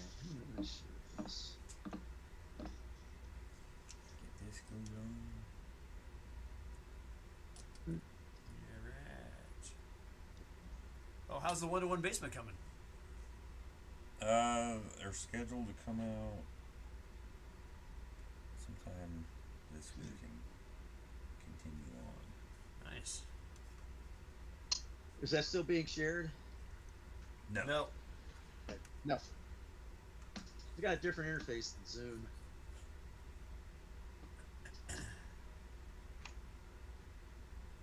Alright.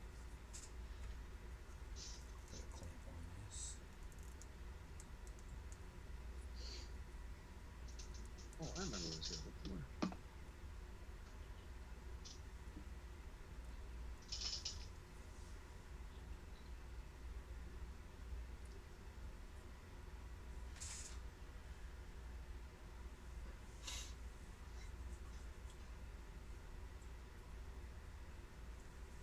Those will go on there. I'll go there. Ideal. That's what it is. All right, so there's a total eclipse in Alaska, March 30th, 2033, and then the next total in the continental would be August 23rd, 2044. That'll be North and South Dakota. Oh, okay. Oh, so north of us. Yeah. Well, me and a friend drove all the way out to Albuquerque to see a There we go. Much better. the Ring of Fire. Oh man, it's where the moon is smaller. The apparent diameter of the moon is smaller than the sun. And with that, I am done. It, Okay. I am getting to the point where this is going to go into paint soon. Okay. Yeah, usually I start up the paint booth, start the air compressor after this is over. There So you go. I'm gonna get out and get that primed, and I will. Oh yeah. Ooh. And which one is that again? Is that the Bowfighter. Bullfighter? Yeah. Yep. that a Bowfighter. Tesla? So There's Got only the- two. I got the NASA, the engine cowlings. I got them on with sticky tack, so I can spray them. And I just need to get the glass in so I can tape that up, and then she'll be going into paint. So hopefully next week we'll be able to hit some paint on this, some primer, and then some paint. So if all good things happen. So all right. That looks like it's a little after 10 o'clock. So.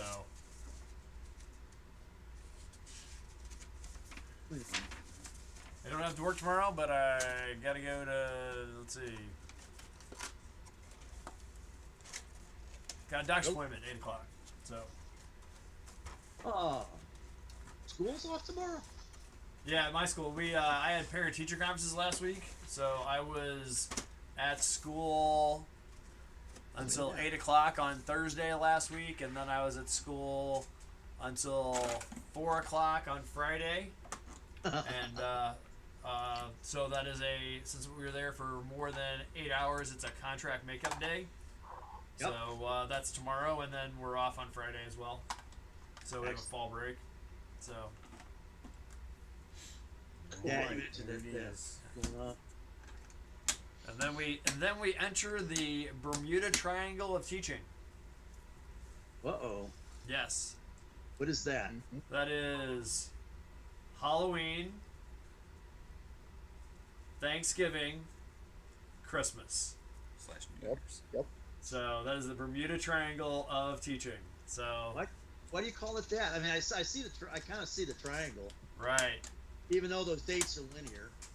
right, but no, the things that are learned within the Bermuda Triangle sometimes never come back out. Maximum.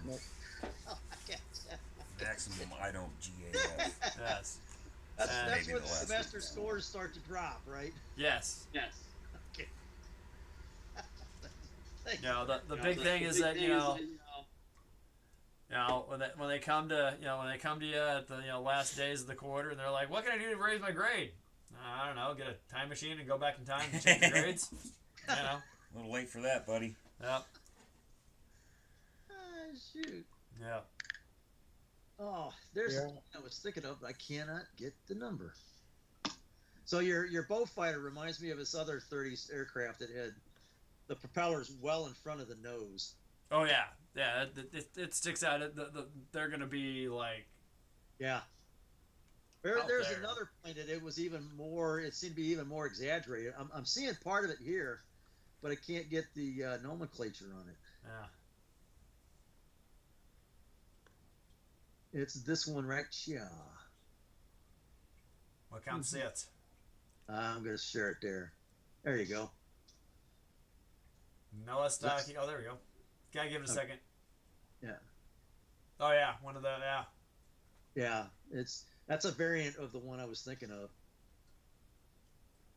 So, in Well, fact, the one that Amelia Earhart flew had the same kind of thing too, where the that was a beach. Yeah, that was one of the beach aircraft. yeah. But I think this might have been the forerunner to your Beaufort. Ah, okay. I'm thinking that manufacturer that made that one did some, modifications, extended it. Your Beaufort's that's got a single rudder, right? Yeah. Yeah. Yeah. Okay, unshare. Stop sharing. There it is. Confirm stop sharing. There it is. Right. Well, yep. I guess you got. Yeah. That's exactly. Yeah. Yeah. So, I gotta go do some research on that. alrighty. Thanks so much, Matt. As if I don't have enough stuff on my task list. There you go. So Grant, let me know if you need a ride. I will keep in touch for sure. Yes. Okay.